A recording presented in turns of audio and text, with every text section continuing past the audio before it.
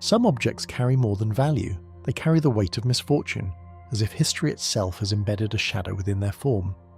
Across centuries and continents, rare artifacts, jewels, and relics have claimed the lives of every person who possessed them, leaving a trail of unexplained accidents, sudden illnesses, and mysterious deaths. From cursed diamonds that brought despair to collectors, to ritual objects that seem to whisper warnings across time, these items defy explanation and challenge the boundaries between belief, history, and the inexplicable. In the quiet of ancient tombs, dimly lit archives, and isolated museum storage rooms, we will trace these objects' paths, examining their provenance, the tragedies that followed, and the eerie patterns that emerge. Each discovery reveals the unsettling intersection of human ambition, ritual significance, and the unknown forces that linger within the artifacts themselves. The Hope Diamond's Trail of Misfortune. The stone now known as the Hope Diamond has passed through centuries of hands, each transfer accompanied by stories that blur the line between coincidence and quiet dread. Weighing just over 45 carats in its present form, its deep blue colour appears almost unnatural under certain light, a tone caused by trace amounts of boron within the crystal lattice. Yet the fascination it inspires has never rested solely on its rarity or beauty. From the moment it entered recorded history, the gem became linked to a pattern that observers would later describe as ruin following possession, a reputation that has persisted despite attempts to dismiss it as superstition. Its origins trace back to the Golconda mines of India, likely extracted in the 17th century when the region produced some of the world's most remarkable diamonds. The earliest widely cited account connects the stone to the French merchant Jean-Baptiste Tavernier, who acquired a large blue diamond during his travels. Tavernier documented many of his purchases in detail, yet the later stories that grew around this stone often strayed beyond his own writings, suggesting consequences that were never formally recorded but repeated often enough to become part of its identity. He sold the diamond to Louis XIV in 1668, placing it within the French royal treasury, where it was recut into a more refined form known as the French blue. Within the court of Versailles, the gem became both a symbol of wealth and a silent witness to a monarchy that would not endure. Louis XVI later inherited the crown's jewels, including the diamond, at a time when political tensions were steadily rising. Alongside him, Marie Antoinette became one of the most recognisable figures associated with the French monarchy, her image intertwined with both extravagance and public resentment. When the French Revolution erupted, the royal family was imprisoned, and in 1792 the crown jewels were stolen during a chaotic looting of the Garde Meuble. The original French blue disappeared during this period, only to re-emerge decades later in a different form. The king and queen were executed, and while historians attribute their fate to political upheaval rather than superstition, the diamond's presence in their final years became an enduring part of the narrative that followed it. The stone resurfaced in the early 19th century in London, noticeably smaller and recut, a transformation that many believe was intended to conceal its identity. By 1839, it was documented in the collection of Henry Philip Hope, whose family name would become permanently attached to the gem. The Hope family was among the wealthiest banking dynasties of the time, yet within a few generations their fortune began to fragment through inheritance disputes and financial decline. The diamond passed through various heirs, often entangled in legal complications, debts, and the gradual erosion of the family's once dominant financial position. While economic historians point to broader structural factors behind the decline, the coincidence of the gem's presence during these periods of instability only deepened its reputation. As the 20th century approached, the diamond changed hands more frequently, moving through private collectors and dealers who were drawn to its notoriety as much as its value. One of its most well-documented owners was Evelyn Walsh Maclean, who purchased the gem in 1911. Maclean was a prominent figure in Washington society, known for her wealth and visibility, yet the years following her acquisition were marked by a series of personal tragedies that would later be cited as evidence of the diamond's curse. Her young son died in a car accident, her daughter passed away from an overdose, and her husband's mental health deteriorated before he eventually died in a sanatorium. These events were documented and widely reported, forming one of the most compelling modern chapters in the diamond's history. Despite these losses, Maclean reportedly continued to wear the gem frequently, even allowing others to handle it at social gatherings, as though challenging the idea that it carried any inherent danger. Her financial situation also declined over time, leading to the eventual sale of the diamond after she died in 1947. The buyer was Harry Winston, a figure known for acquiring and exhibiting famous gemstones. Winston approached the diamond with a different perspective, treating it as an object of historical and scientific significance rather than a source of superstition. In 1958, Winston made a decision that would alter the diamond's trajectory once again by donating it to the Smithsonian Institution. The method of its delivery became a small but persistent detail in its legend, as the gem was mailed through the United States Postal Service in a plain brown package. The postal worker who delivered it, James Todd, later reported a series of misfortunes, including a leg injury and a house fire, though these claims remain anecdotal and unverified in official records. Still, the story persisted, adding another layer to the diamond's reputation as something that left a trace of disruption wherever it went.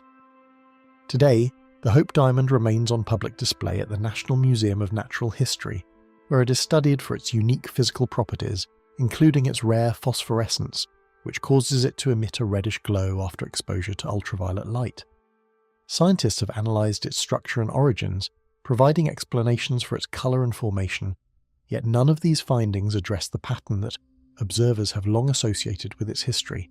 The diamond exists in a controlled environment, separated from individual ownership, as though its journey has finally reached a point where it can no longer attach itself to a single life. Even so, the stories surrounding it have not faded, because each chapter in its past offers just enough documented truth to sustain the possibility that the pattern was never entirely imagined. And the longer the diamond remains untouched behind glass, the more unsettling it becomes to consider what might happen if it ever belongs to someone again. The Basano Vase that returned to kill. Long before its story was repeated in whispers and warnings, the Basano Vase was already regarded as something that should not remain in one place for too long. Described in most accounts as a finely crafted silver vessel of Italian origin, it carried with it a reputation that did not rely on grandeur or wealth, but on what seemed to follow those who kept it. Some descriptions portray it as narrow at the neck with a wider rounded body, its surface marked by delicate engravings that suggest careful workmanship rather than ornament meant for display. The object was not celebrated or displayed with pride in the way other artifacts often were. Instead, it appeared in stories marked by hesitation, as though its presence was tolerated only briefly before something forced a decision. In nearly every version of its history, the Basano Vase is remembered not simply as an object that brought misfortune, but as one that seemed to destroy those who chose to keep it. Accounts tracing their origin often begin in Italy, where the object is said to have entered a household under circumstances that quickly turned fatal. A commonly repeated account places the vase as a wedding gift, given to a bride whose life ended unexpectedly soon after receiving it, though the exact details vary and remain difficult to verify through formal records. What persists across retellings is not the identity of the individuals involved, but the sequence of events that followed, where the object passed from one person to another after the initial death. In some versions, the vase was accompanied by a written warning, urging that it never be kept, a detail that suggests early recognition of a pattern before it had fully formed. The warning itself is sometimes described as direct and unambiguous, not framed as superstition but as instruction, which raises the question of whether those who first encountered the object believed its effects could be prevented if it was simply not retained.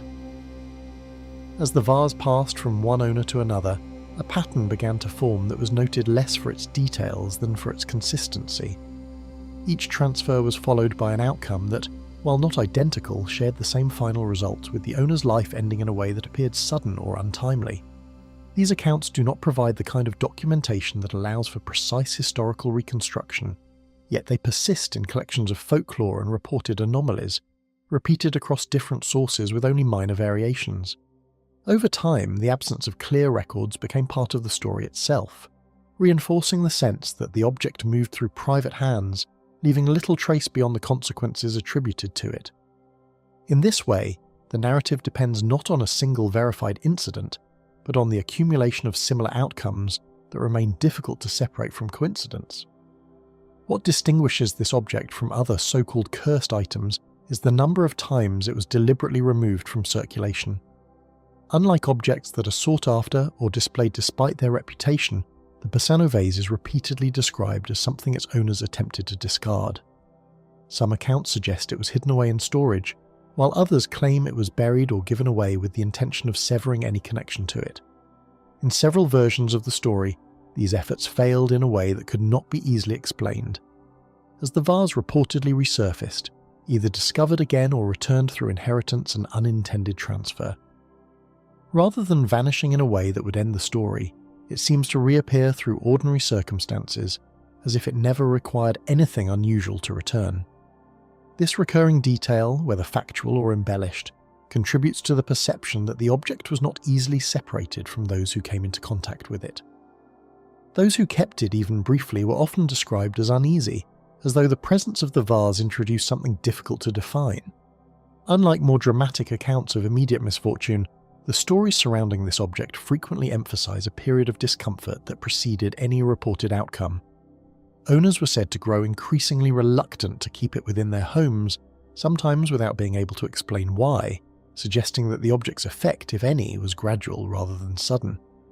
This hesitation often appears alongside the decision to remove it, as though the awareness of its reputation was enough to influence behaviour before any event occurred.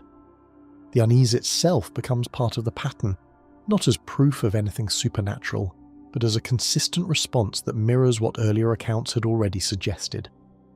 Later mentions of the object become less precise, appearing in scattered references that suggest it was never entirely contained. Some versions claim that the vase was eventually placed in a secure location, possibly within a collection or institution, while others maintain that it continued to circulate in private hands, its history carried forward through retelling rather than documentation. Some accounts imply it was sealed away deliberately, not destroyed but confined, as though removal from visibility was considered safer than any attempt to eliminate it. The lack of a confirmed final location has allowed the story to remain open, with each new reference adding to its continuity without resolving it. This ambiguity has ensured that the Basano vase remains less defined than other objects of similar reputation, existing somewhere between recorded artifact and enduring narrative. Without a continuous record of ownership, the story resists verification, while still maintaining a structure that is difficult to ignore. The repetition of the same core elements, an object received, an unease that follows, an attempt to discard it, and an outcome that ends the ownership, creates a framework that has persisted despite the absence of definitive proof. Historians and skeptics often point to the lack of primary sources as a reason to dismiss the story, yet the consistency across independent accounts suggests that something about the narrative has remained compelling enough to endure. In this way, the Basano vase occupies a space that is not easily categorized, where the absence of evidence does not fully diminish the presence of the story, and where the object itself becomes secondary to the pattern it leaves behind. It is said that the vase is only ever forgotten by those who no longer have time to remember it. The Dybbuk Box and the Unseen Tenant. It began as an ordinary purchase, the kind that rarely carries any expectation beyond curiosity. The Dybbuk Box, a small weathered wine cabinet, appeared in an online auction listing without fanfare, its provenance described only briefly as antique and originating from New York. The exterior, darkened with age and bearing the faint scratches of decades, suggested a utilitarian purpose rather than any ornamental significance. Yet the auction listing hinted at a reputation, citing a previous owner's warning, "Do not open it." At first, the warning seemed like a minor cautionary note, an exaggeration designed to enhance the object's value. It would take little time for the ordinary to turn into something profoundly unsettling, as the very act of taking possession would begin a chain of events that no rational explanation could fully contain. According to the account that accompanied the object, its origin traced back to a family that treated it with careful restraint. Some stories suggest the box had been in the hands of a Holocaust survivor, a man who reportedly kept it locked and largely ignored, aware of the restless spirit believed to inhabit it. In Jewish folklore, a dybbuk is a malevolent spirit of a deceased soul, one that latches onto the living and cannot be expelled easily. The instructions that accompanied the box were explicit, emphasizing that it should remain sealed and that curiosity could invite unforeseen consequences. The cultural context is significant. The warnings were not born of superstition alone, but tied to long-held traditions that treated certain spirits as dangerous and persistent. Whether the origin story is entirely verifiable or not, it provided the first tangible evidence that the box was regarded as more than an inanimate object. When the cabinet changed hands in a routine sale, there was little reason to believe that the warning attached to it held any real weight. The buyer, a collector of unusual antiques, treated the note with a mixture of intrigue and skepticism, dismissing it as an eccentricity. At first, nothing occurred beyond a mild sense of unease when the box was brought home. It occupied a corner of the apartment, its presence noted but largely ignored. Even casual visitors reportedly remarked on its age and craftsmanship, with its simple wooden frame and metal hinges suggesting nothing more than a utilitarian storage piece. Yet subtle occurrences began to emerge. Unexplained chills, minor disturbances in light, and a lingering scent resembling decay or dampness. Though initially dismissed, these small anomalies marked the beginning of an escalation that would grow increasingly difficult to ignore. Inside the small wine cabinet, the contents appeared arranged rather than stored, as though each item had been placed with intention. Observers noted objects that seemed ordinary on their own: old coins, a dried rose, a lock of hair, a small piece of chalk. But together they created a composition that inspired unease.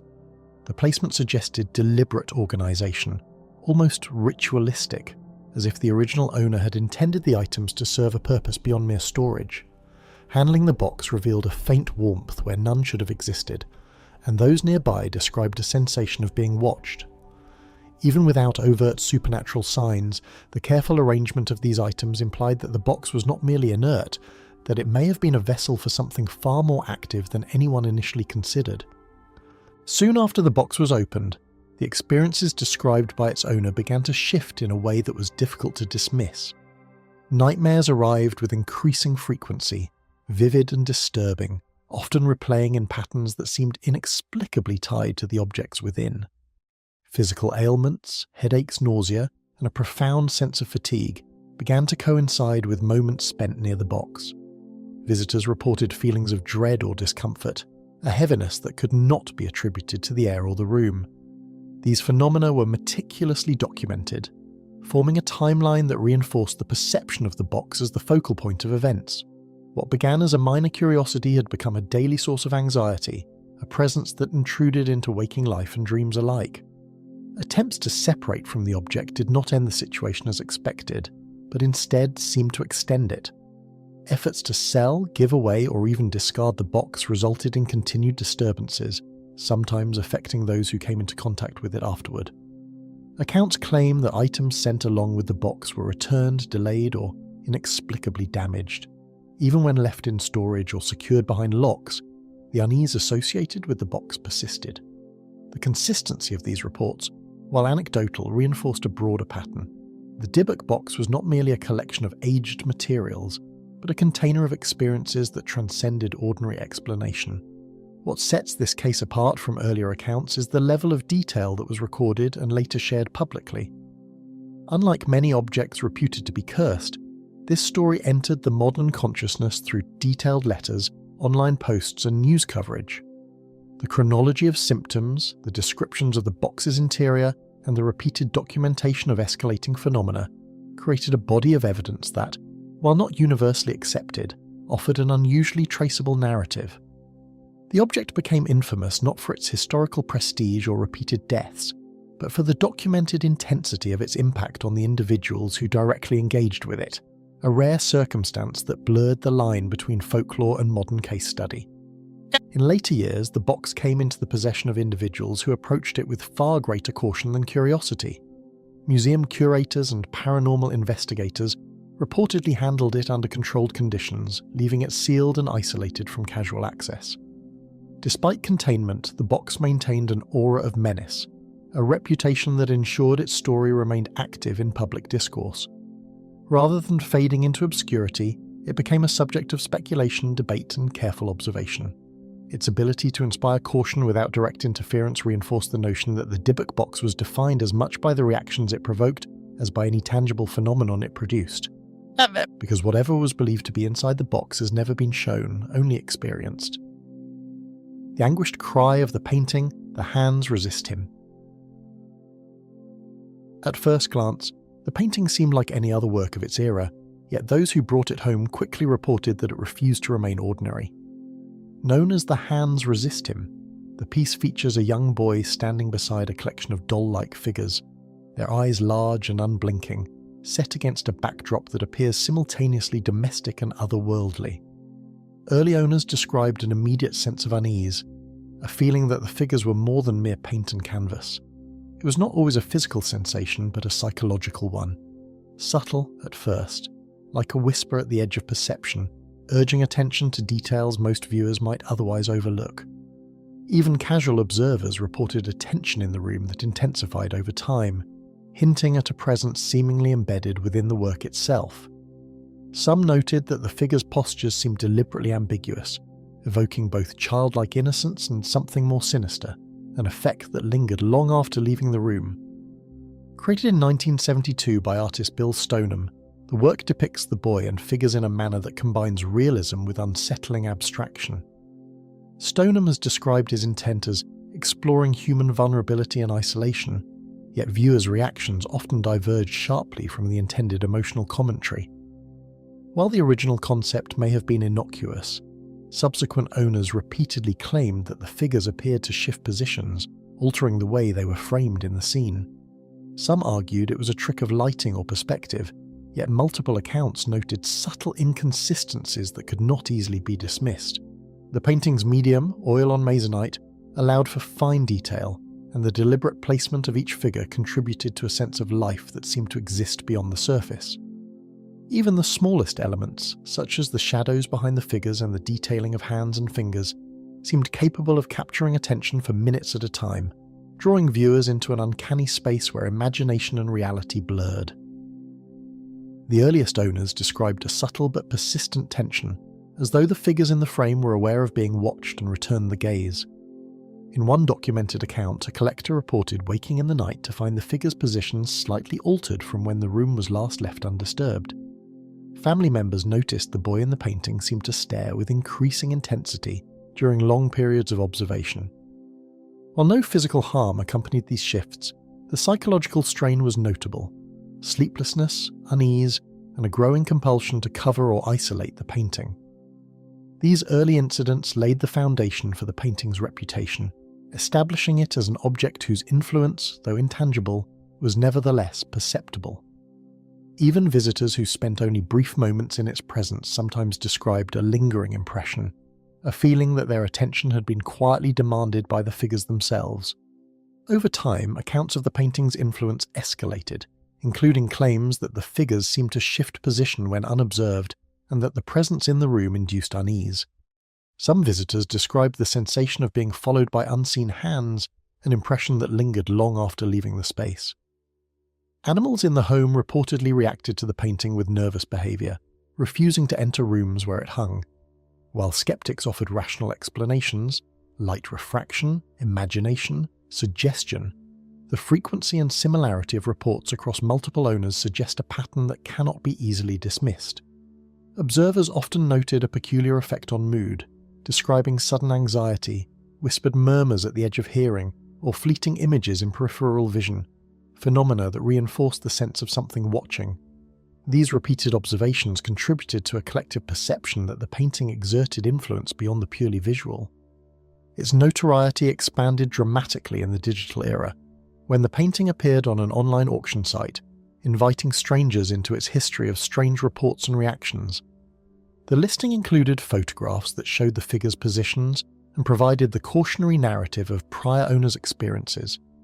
Public interest surged, fueled by the ambiguity of images and accompanying accounts.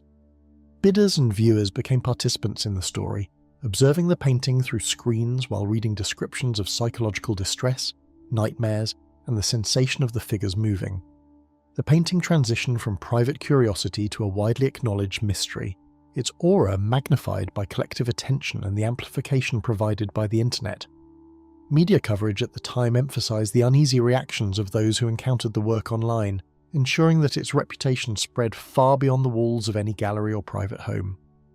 Discussion forums and social media amplified the psychological effect. as shared observations and warnings circulated widely, blurring the line between anecdote and accepted lore. Collectors, enthusiasts, and amateur paranormal investigators debated the nature of the phenomenon, offering explanations ranging from deliberate hoax to residual energy within the paint. Even those who had never seen the work in person described a sense of unease while viewing online reproductions. The painting became a cultural touchstone for discussions of haunted art, demonstrating how perception, context, and narrative could combine to create experiences that felt immediate and threatening, even without physical interaction. Psychological experts have noted that the combination of ambiguous imagery and compelling stories can trigger an almost contagious sense of fear, a modern parallel to historic cursed objects. Owners who attempted to limit exposure or place the painting in storage still reported minor disturbances or heightened anxiety, suggesting the reputation of the work was inseparable from its physical presence. One account described a collector who, after storing the painting for months, returned to find a renewed sense of pressure in the home, despite the object remaining sealed. Others described recurring nightmares or an inexplicable compulsion to monitor the painting, indicating that its effect extended beyond visual observation. These experiences highlight a dimension of modern curses that differs from historical artifacts. The threat exists as much in the mind and perception of the observer as in any physical characteristic of the object itself. The perception of intent behind the figures, real or imagined, seems central to the anxiety they provoke. Today, the painting resides under careful observation, occasionally exhibited, yet always accompanied by stories that insist its unsettling energy persists for anyone who studies it too closely. Galleries take precautions when displaying it, and media coverage continues to emphasize both its artistic significance and its peculiar reputation. Visitors report lingering impressions of the figure's eyes, a sensation of subtle movement, and the uneasy feeling that the work responds to observation. As with previous owners, the painting's influence cannot be precisely measured or confined, and its legacy continues to grow as it challenges assumptions about art, perception, and the subtle ways objects can affect those who engage with them.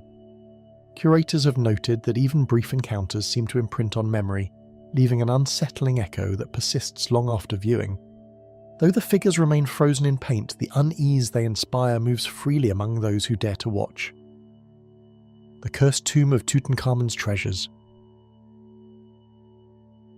Even before the tomb's entrance was uncovered, rumours whispered through Cairo of a boy king whose resting place might carry more than eternal sleep. Tutankhamun, the so-called boy pharaoh, had died at a young age, leaving behind a reign both brief and mysterious, yet his tomb promised treasures of unparalleled craftsmanship and significance.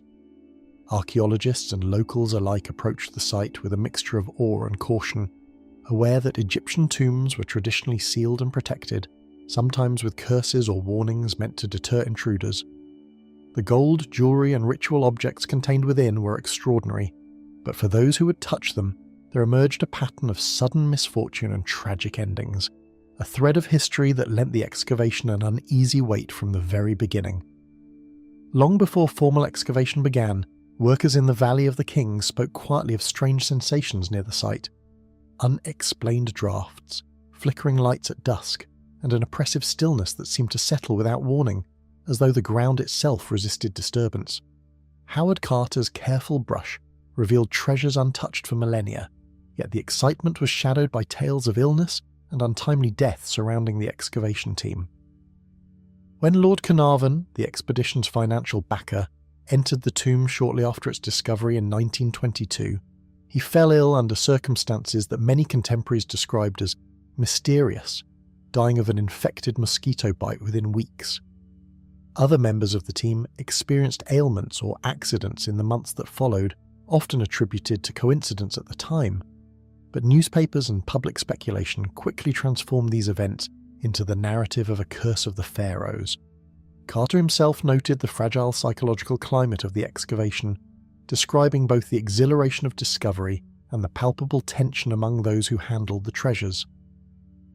Some accounts suggest that even seasoned LML hesitated before crossing certain thresholds within the tomb, pausing not out of superstition alone, but from an instinctive unease they struggled to articulate.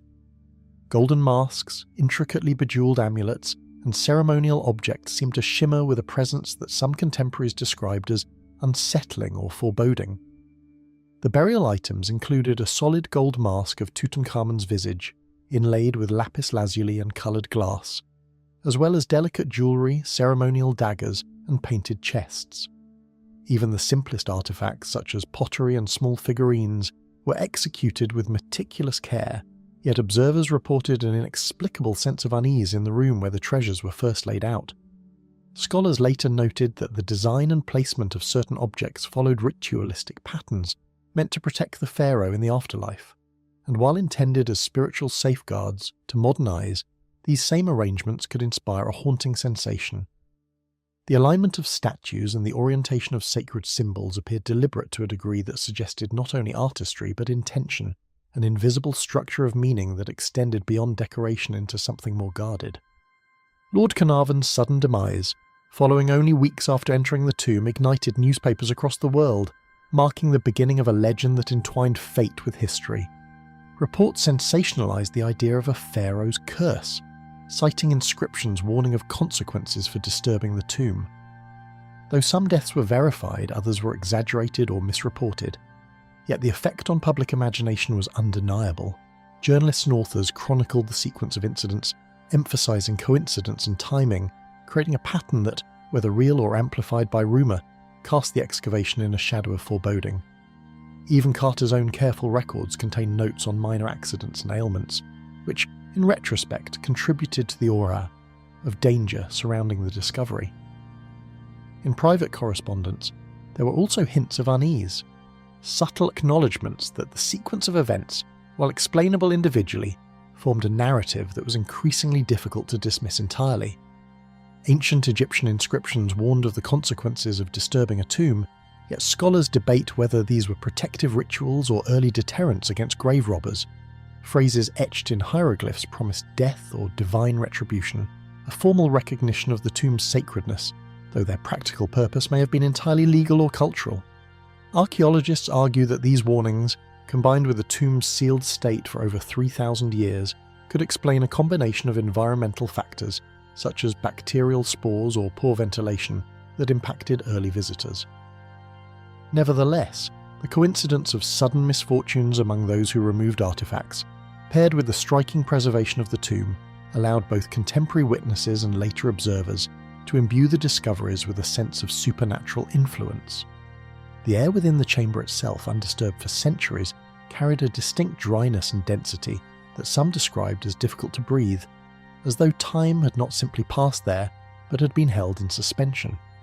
Even today, the treasure's journey from excavation to museum display is accompanied by accounts of lingering fascination and uneasy attention among those who study them. Many artifacts are now housed in the Egyptian Museum in Cairo, where they are carefully conserved and documented, yet stories of illness, nightmares and anxiety persist in the annals of collectors, curators, and historians who handle replicas or examine records. Scientific studies have attempted to explain the phenomena historically attributed to a curse, citing pathogens such as aspergillus or environmental hazards, yet the cultural weight of the narrative ensures that the notion of the pharaoh's wrath continues to capture the imagination. Researchers and visitors alike report a sense of gravity, as though the objects themselves carry a silent testimony to their long-forgotten past. Even under controlled lighting and modern preservation methods, there remains an intangible atmosphere around the artifacts, one that resists complete rationalization. The myth of Tutankhamun's curse also shaped global perceptions of Egyptology, influencing literature, cinema, and popular media for decades. Books and articles recounted the dramatic stories of those who died after entering the tomb or handling its contents, blending verifiable events with speculation and embellishment. Modern scholars contextualize these accounts as a mixture of coincidence, environmental hazard, and human psychology, yet the legend endures, reinforced by vivid storytelling and the inherent mystery of a pharaoh's final resting place. The objects, while tangible, seem to maintain a psychological resonance, a reminder of mortality and the unforeseen consequences of uncovering ancient secrets. Over time, the narrative has become inseparable from the artifacts themselves, shaping not only how they are perceived, but also how their history is remembered and retold. Each artifact, from the gilded mask to the smallest amulet, remains a tangible link to a world that has long since passed, yet its influence is experienced by those who engage with it even today. Visitors described the golden mask's intense gaze, the intricate patterns of ceremonial objects, and the sense that these treasures were not merely aesthetic, but emissaries from a culture both sophisticated and profoundly protective of its dead. In this sense, the story of Tutankhamun's treasures is not only one of material wealth, but of the enduring interplay between discovery, risk, and the human tendency to perceive meaning in unexplained occurrences.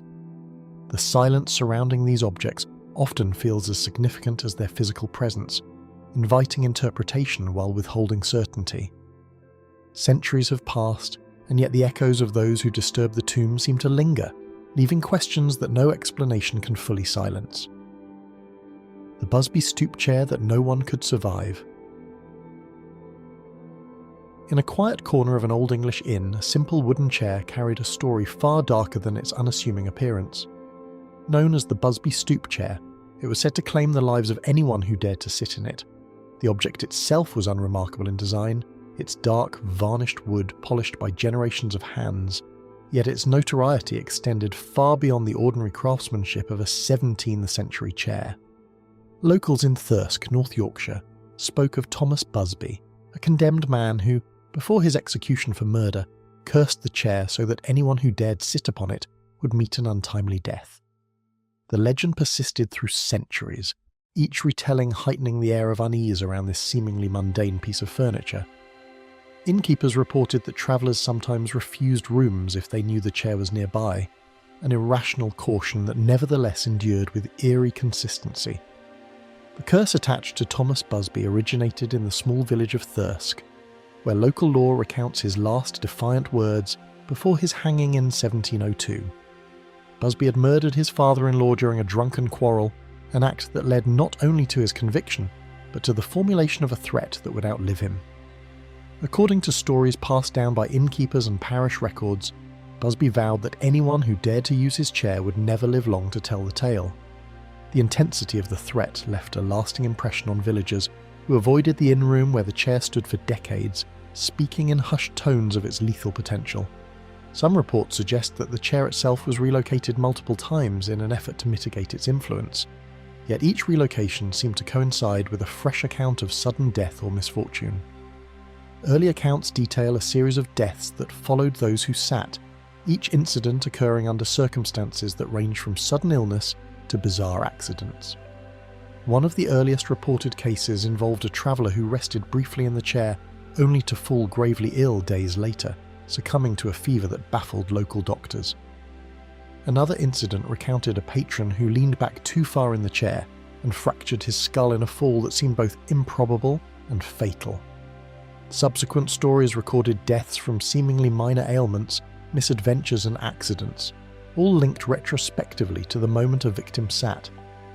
Though some of these stories lack exhaustive documentation, the repetition of misfortune across multiple decades created an undeniable pattern, convincing residents and visitors alike that the curse had real and lethal consequences. Witnesses consistently noted an atmosphere of unease surrounding the chair, as if it radiated a subtle force that made hearts race and hands hesitate. Guests described an inexplicable chill, an awareness that the chair held a presence beyond mere wood and craftsmanship. Innkeepers reported that even those who did not sit in the chair could feel an oppressive weight in the room, an almost tangible anticipation of danger. Animals in the vicinity reacted similarly, avoiding the area entirely or displaying signs of distress, which only amplified the sense that the chair carried an influence that could not be ignored or rationalised. Some patrons even reported hearing soft creaks or whispers, which vanished upon investigation, adding a spectral quality to the object's reputation. Over time, the chair's story moved beyond Thirsk, carried in newspapers, local tales and anecdotes that warned travellers and patrons alike of its sinister reputation. National press coverage in the 19th and early 20th centuries chronicled incidents linked to the chair, combining verified deaths with folklore that blurred the line between fact and legend. Visitors from neighbouring towns and distant regions heard warnings about the cursed object and, in some cases, reported feeling a compulsion to obey them. Even skeptics who examined the chair could not deny the weight of anecdotal evidence accumulated over centuries, nor the psychological effect it seemed to have on those who merely gazed upon it. attempts to isolate, lock away, or even burn the chair were met with reluctance or inexplicable obstacles, reinforcing the sense that the object resisted separation from human contact. Owners of the inn reportedly tried to remove the chair from public access, enclosing it in storage rooms or placing it behind barriers, yet misfortunes continued to be linked to its presence. Stories circulated of individuals who were struck by illness or sudden accident after attempting to dispose of it, strengthening the belief that the curse was not a mere superstition but an active force. The chair's legacy grew as caretakers, aware of its history, continued to enforce rules around its handling, imbuing the furniture with a ceremonial caution that further enhanced its chilling aura. Even today, those who encounter the chair report a compulsion to stare at it, a mixture of fear and fascination that underscores its continuing influence. Visitors to the room describe a sense of being watched, a subtle tension in their muscles and nerves as if the chair registers the intentions of anyone nearby. Though scientific explanations suggest coincidence, anxiety, or confirmation bias, the consistency of these reactions across generations lends the narrative weight.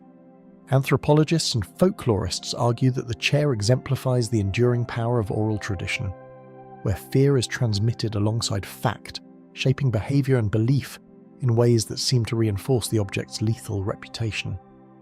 The legend of the Bush Stadium chair continues to draw attention from historians, folklorists and thrill-seekers who wish to test the boundaries between myth and reality. While most agree that caution is warranted, the enduring fascination demonstrates the power of stories that intertwine human psychology with physical artifacts. Unlike ancient curses tied to elaborate rituals or mystical inscriptions, this chair's menace relies on a simple narrative of revenge, passed orally and reinforced by real events, creating a chilling blend of history, fear, and lived experience. Its influence lingers as a warning that some relics, no matter how unassuming, can carry consequences far beyond what reason can explain. Time has done little to diminish the chair's reputation, and while many visitors approach it with skepticism, the shadow of Thomas Busby's final curse endures with each wary glance or tentative touch. The Terracotta Army statues taken illegally. Each terracotta soldier was moulded with painstaking detail, a silent sentinel intended to guard an emperor in the afterlife. Yet the craftsmanship carries a weight that seems almost alive, buried for centuries beneath the earth near Xi'an. The figures, created to accompany Qin Shi Huang, China's first emperor, into eternity, display individuality in every line of armour, facial expression, and stance. Despite being made of clay, the statues exude a presence that has puzzled archaeologists and visitors alike, as though they were imbued with the essence of vigilance and authority. It was this meticulous realism that both awed and unsettled early discoverers, hinting that the army's power extended beyond the tomb walls and into the realm of human experience, where the past seems to observe the living. The figures' individualized features, their expressions, armor, and posture, suggest a purpose beyond mere representation, hinting at a force that may linger even outside their intended resting place. Warriors kneeling, generals standing, and archers ready with drawn bows create a tableau that embodies order, discipline, and latent aggression. Scholars studying the mausoleum have noted that no two faces are identical, and some posit that this subtle diversity may account for the impression of awareness that many later observers reported. The meticulous craftsmanship, combined with the sheer number of soldiers and the lifelike positioning of each, creates an atmosphere that can feel oppressive to those unaccustomed to the scale and precision of the ancient work. When pieces were removed from the mausoleum without permission, misfortune reportedly struck swiftly, as if the act of displacement disturbed a carefully maintained balance. Beginning in the early 20th century, fragments were illicitly excavated or smuggled from the site, often sold to private collectors or displayed in foreign institutions. The individuals involved frequently experienced sudden illness, mysterious accidents, or financial ruin shortly after obtaining these pieces, sometimes within weeks. Local lore attributes this to a curse of the emperor, a protective measure that transcends the physical and seems to attach itself to anyone who attempts to claim the figures outside their intended resting place, preserving the sanctity of a tomb built to last for millennia. Fragments that left the tomb often became linked to sudden illness, accidents, or financial ruin, forming a pattern noted by local historians and collectors alike. records show multiple instances where those who transported or displayed the artifacts suffered untimely deaths or debilitating ailments. While skeptics attribute these events to coincidence or environmental factors during excavation and transport, the consistency and repetition of these accounts lend the narrative a sense of inevitability. The repetition across decades and continents suggests a psychological as well as cultural dimension. The more widely the story spreads, the stronger the perception of inescapable consequence becomes. Despite centuries of burial, the statues retained a presence that seemed to communicate through the subtle tension they inspired in anyone near them. Archaeologists have reported feelings of unease during prolonged study of the figures, describing rooms where the air feels heavier or the sense that one is being watched. Visitors and staff have recounted inexplicable sensations of movement in peripheral vision, shadows shifting where none should exist, and a persistent feeling of scrutiny from the clay soldiers. In some cases, even casual observers found themselves instinctively avoiding certain angles or particular figures, a silent acknowledgement of something that might extend beyond simple artistic craftsmanship. Even minimal contact with a single piece, whether through handling, display or transport, reportedly brought unease and inexplicable occurrences that defied logical explanation. Stories include shattered display cases, sudden equipment malfunctions, and nervous behaviour among animals in the presence of the figures.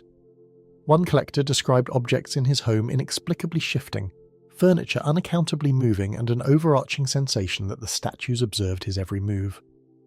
Scientific investigation has yet to produce a conclusive explanation, leaving researchers and enthusiasts alike to grapple with a mixture of cultural reverence, superstition, and the undeniable human tendency to perceive intent in objects designed to command attention. The extraordinary scale of the Terracotta Army, numbering in the thousands, only amplified the sense that each figure carries a silent mandate to remain in its original place. Each soldier, general and chariot contributes to a coordinated presence, collectively forming a defensive force that, when removed, seems to destabilize not only the physical arrangement, but the metaphysical one imagined by both ancient creators and modern witnesses.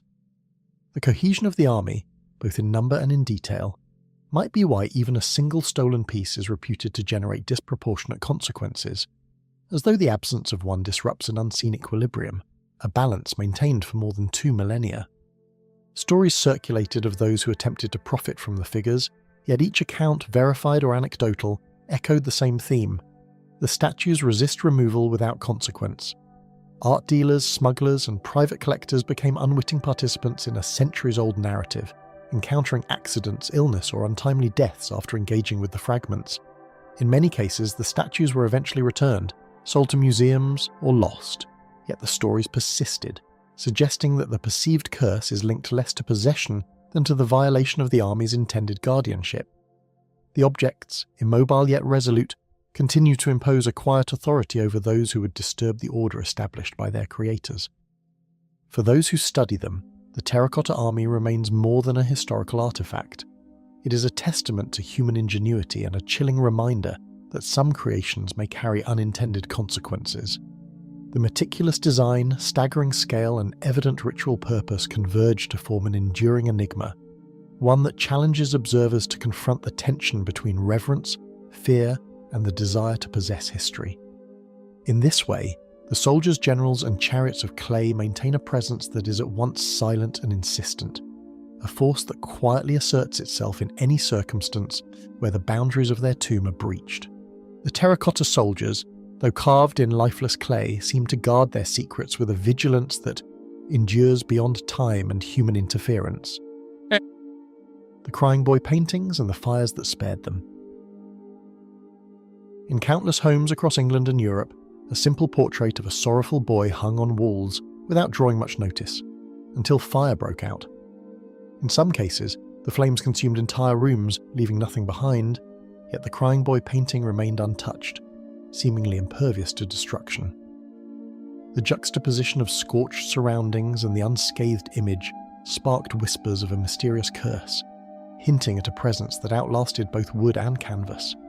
Early observers could not explain why the artwork survived, while everything around it was reduced to ash, a puzzle that would grow into legend over the years. Many homeowners recalled that the first sign of danger came not with smell or smoke alarms, but but with faint flickering shadows or the subtle warmth of flames licking unseen corners, suggesting an almost preternatural awareness surrounding the painting. Mass-produced by Italian artist Bruno Amedio, also known as Giovanni Bragolin, the portraits depicted a standardized melancholic boy, whose expression conveyed both sorrow and quiet innocence. While intended for decorative purposes, their emotional impact was undeniable, and the paintings found their way into living rooms, offices and schools, often sold inexpensively and without fanfare. Despite being a commercial venture, the ubiquity of the images gave rise to a shared cultural phenomenon, allowing reports of misfortune to spread more rapidly than might have occurred with a singular, unique artwork. Collectors and casual owners alike noted that the boy's eyes seemed unnervingly fixed, staring without blinking at anyone who lingered too long, creating an almost magnetic tension in rooms where he hung. Homeowners who survived or witnessed the infernos often described scenes of devastation. Furniture blackened, walls collapsed, yet the crying boy remained pristine, suspended in a frame that seemed untouched by smoke or heat. Firefighters noted the anomaly with a mixture of disbelief and curiosity, often photographing the paintings in place amid smouldering ruins. In some accounts, the image's eyes appeared to watch the aftermath, as if silently recording events, an impression that only intensified the mystery for those involved. Residents whispered of houses that burned down multiple times, each blaze sparing only the portrait, and of pets and children showing visible unease in its presence, as though the image radiated an invisible aura. By the mid-1980s, tabloid newspapers had seized upon the phenomenon, publishing stories that warned of a cursed portrait capable of surviving fire while inviting misfortune to its owners. Reports varied widely, citing both minor property loss and tragic accidents, yet the narrative became consistent. Households with a crying boy painting frequently experienced unexplained fires. The sensationalism spread fear and fascination simultaneously, ensuring that the image would no longer be seen merely as a sentimental decoration, but as a symbol of potential peril. Some journalists even traced the distribution of the paintings through mail-order catalogues, noting that every home visited seemed to produce another eerie tale of survival against flames, lending a chilling networked quality to the legend. Psychologists and folklorists examined the reports, suggesting that the uncanny endurance of the paintings could trigger heightened anxiety, reinforcing the sense of a curse. Superstition, expectation, and confirmation bias intertwined with the tangible remains of burned homes, to create a narrative in which the painting appeared almost animate in its invulnerability. Even those who never personally experienced a fire could feel a shiver of unease when encountering a reproduction of the boy's sad, unblinking gaze. The intense emotional reaction, paired with repeated storytelling in media and local communities, seemed to amplify the mythos, making it as much a psychological phenomenon as a physical one. Attempts to study the phenomenon scientifically met with frustration, as no causal link could be definitively established between the portraits and the fires. Fire inspectors pointed to coincidences, faulty wiring and household accidents, yet the sheer number of similar accounts left a lingering doubt in public consciousness. Each retelling added nuance. Stories of paintings moving slightly before a blaze, of neighbours seeing ominous shadows, and of inexplicable smoke patterns around the artwork, feeding a growing mythology. Even historians noted that the widespread distribution of the prints meant that misfortune could be connected more to proximity and frequency than to any inherent property of the painting itself, yet no logical explanation fully accounted for the repeated preservation amid destruction. Amid the proliferation of stories, local superstition fused with global media coverage to amplify the legend, creating a shared cultural expectation of misfortune. Collectors and casual owners alike reported unease at the thought of possessing the painting, some taking extraordinary measures to remove it from their homes. The image became both a commercial commodity and a psychological hazard, embodying the tension between everyday familiarity and the uncanny. Community law suggested that neighbours would sometimes encourage the removal or disposal of the paintings to prevent further calamities, and in certain areas, local antique shops refused to sell them altogether, wary of any lingering supernatural association. Even today, houses that burned decades ago retain photographs showing the crying boy intact amid destruction, tangible evidence that continues to confound researchers. Replicas, reproductions, and the few surviving originals maintain their place in private collections, often accompanied by cautionary anecdotes or explicit warnings. The painting's resilience in the face of flames, paired with the human tendency to seek patterns and meaning, ensures that it remains a topic of discussion, speculation, and unease. Some contemporary owners report uneasy feelings when moving the painting, as if a subtle energy emanates from the canvas, an almost imperceptible presence that seems to demand attention and respect. Literature, television, and online communities have perpetuated the narrative, each retelling expanding the story's reach while blending fact and folklore. The painting's ubiquity, once a mark of artistic accessibility, has become a vehicle for collective apprehension, a reminder that ordinary objects can acquire extraordinary reputations. Through every account, the crying boy endures as both image and idea, a symbol of the tension between material vulnerability and the seeming invincibility of the uncanny.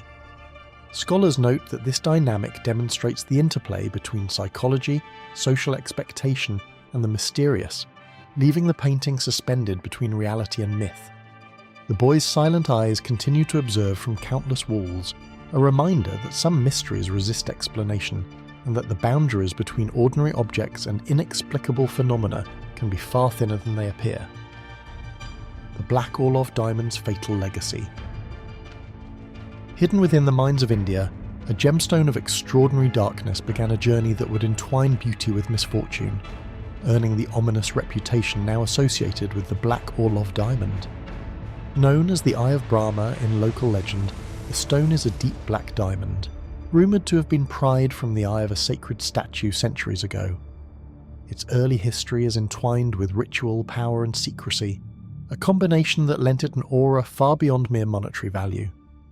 Those who came into contact with it often reported an ineffable tension, a sense that something unseen had attached itself to the stone long before it travelled beyond India's borders. The gem's extraction was said to have required the violation of a sacred space, and some accounts suggest that the first handlers suffered illnesses or sudden misfortune that set the tone for the legends that followed. Centuries before it reached Europe, local legends whispered of a stone so rare that it carried the weight of spirits and the warnings of ancient priests. According to oral accounts, the Eye of Brahma was believed to be protected by curses intended to punish those who sought to remove it from sacred spaces.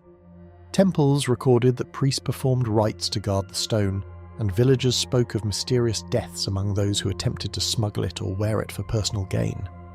While these claims are difficult to verify, they form a consistent pattern across disparate sources, suggesting that the diamond's reputation as dangerous was established long before Western collectors ever laid eyes on it. Some ritual texts reportedly describe the diamond as a vessel of spiritual energy, a conduit that could magnify human desires and fears alike, an invisible force that could be as alluring as it was perilous. Russian nobility first encountered the jewel in the 19th century, and those who possessed it soon found their lives shadowed by sudden despair or inexplicable death. The diamond passed through the hands of princes and wealthy collectors, each time accompanied by stories of tragedy that seemed to grow in proportion to the gem's fame. Multiple suicides, illnesses, and financial ruin were attributed to owners who'd previously viewed it as a symbol of status and prestige.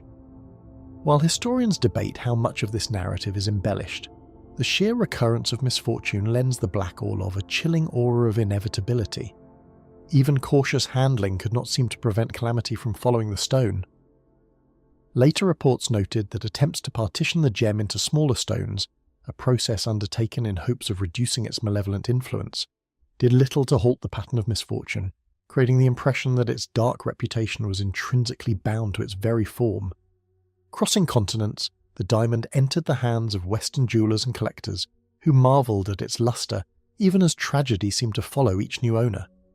In Paris, London, and New York, the Black Orlov was displayed, cut, and reset into elaborate pieces of jewellery, yet the sequence of misfortunes persisted.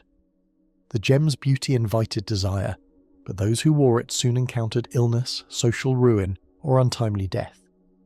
Newspapers of the era reported the stories with sensational headlines, blending fact with rumour, while the gem's ominous history grew in public consciousness. Scholars note that the combination of exotic origin, rarity, and repeated misfortune created a narrative that was both compelling and terrifying, drawing attention to the power humans assign to objects. In some circles, jewelers began to regard it as more than a gemstone, an artifact whose history carried a subtle, almost invisible presence, demanding respect and caution.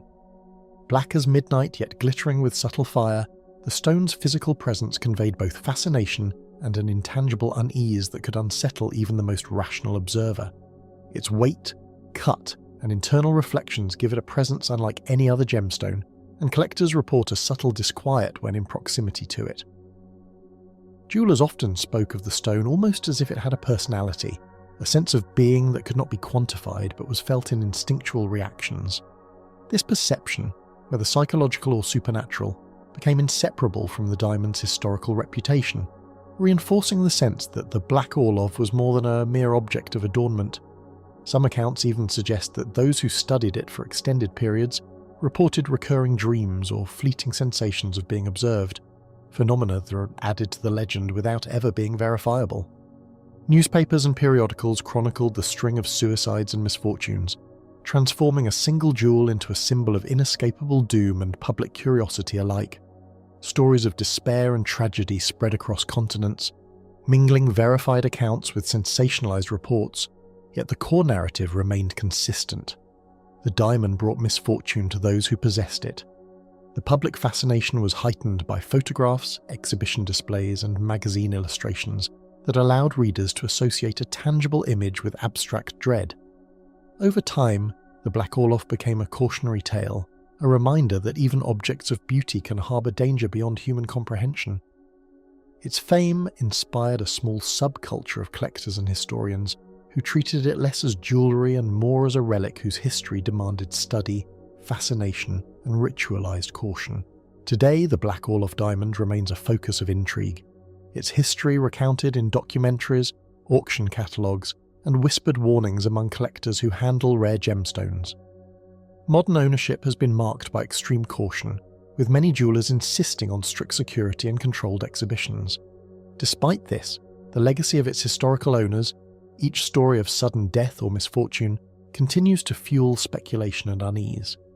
Curators and historians discuss it not merely as a gem, but as a cultural artifact whose narrative demonstrates the human fascination with curses, luck, and the uncanny. Visitors to displays often report subtle, difficult-to-define feelings, a tension that echoes the legend and reinforces the stone's aura.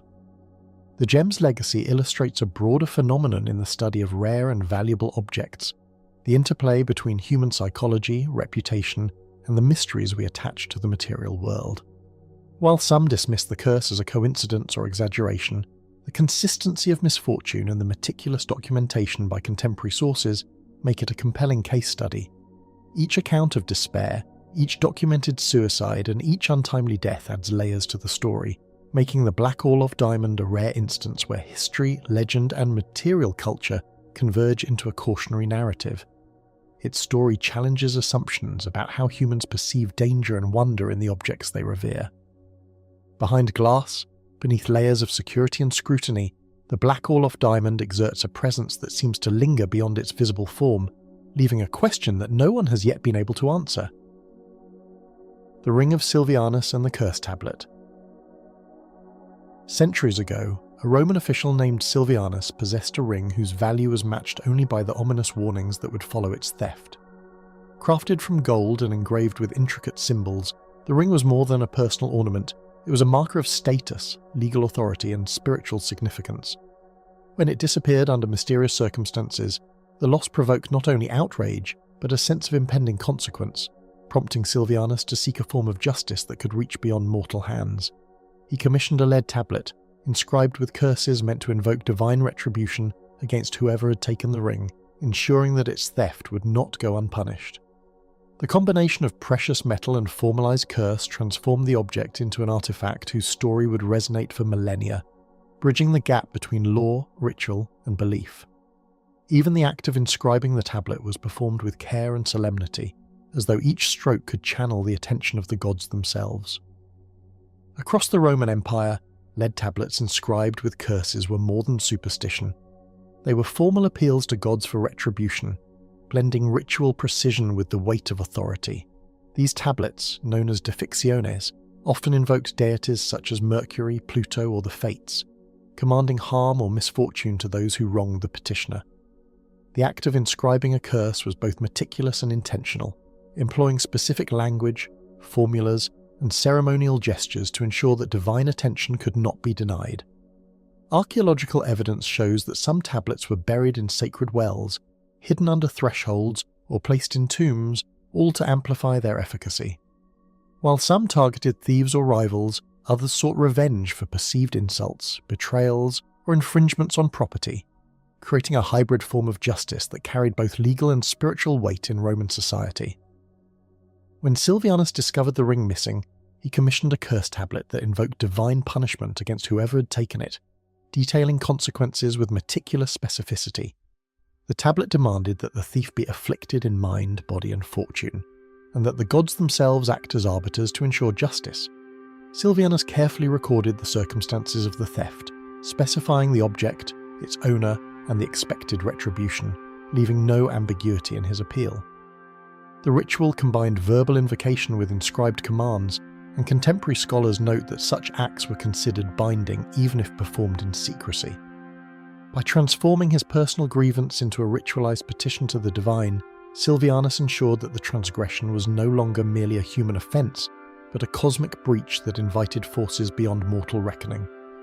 Those who came into contact with the ring after its theft reportedly experienced misfortune, from sudden illness to unexplained accidents, lending a chilling resonance to the written threat. While historical documentation is limited, the pattern of disruption is notable, particularly in accounts of later owners or those who handled the ring outside official channels. Roman practices surrounding cursed objects were founded on the belief that divine forces would enforce the tablet's instructions, and the persistence of misfortune among successive possessors seemed to confirm the efficacy of Sylvianus's appeal.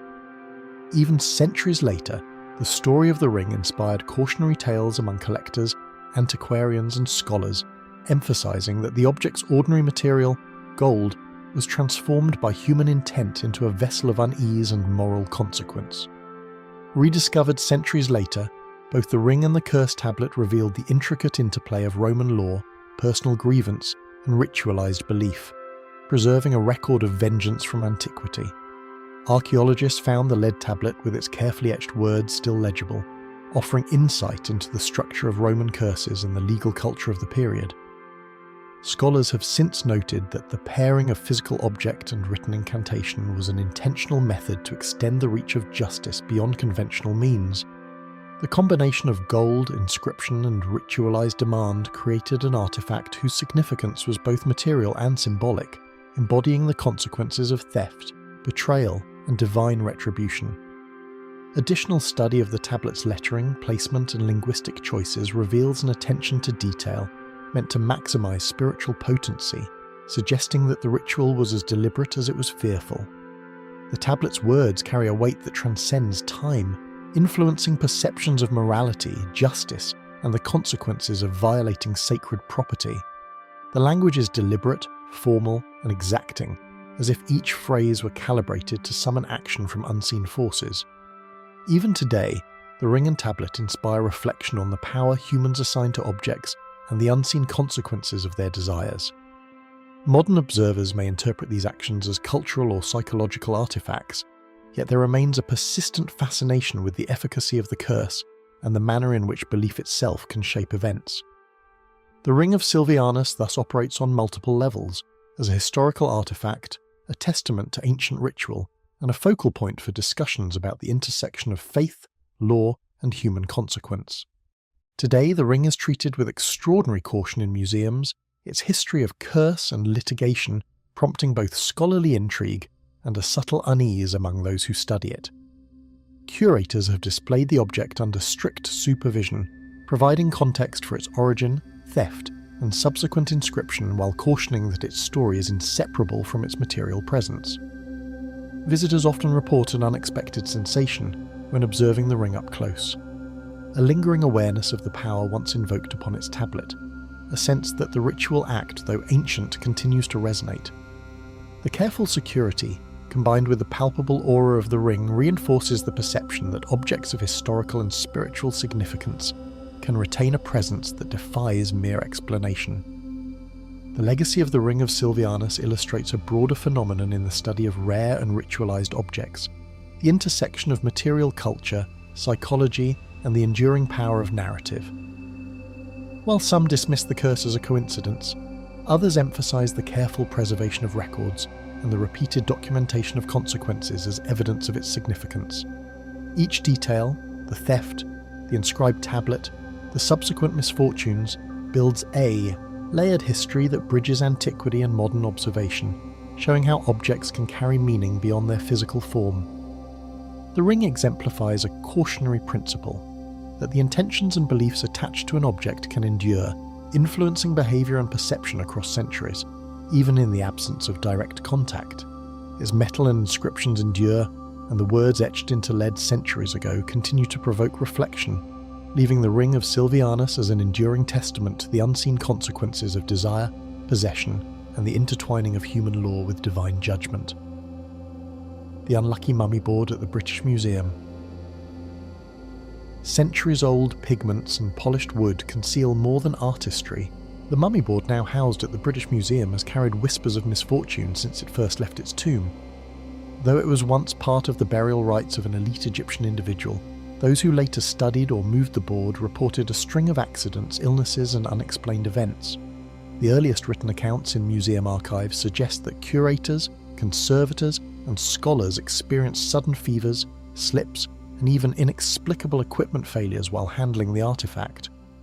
While no direct causal link can be verified, the frequency and consistency of these events lent the mummy board a reputation that extended far beyond its material composition, transforming it into an object as renowned for its alleged curse as for its craftsmanship.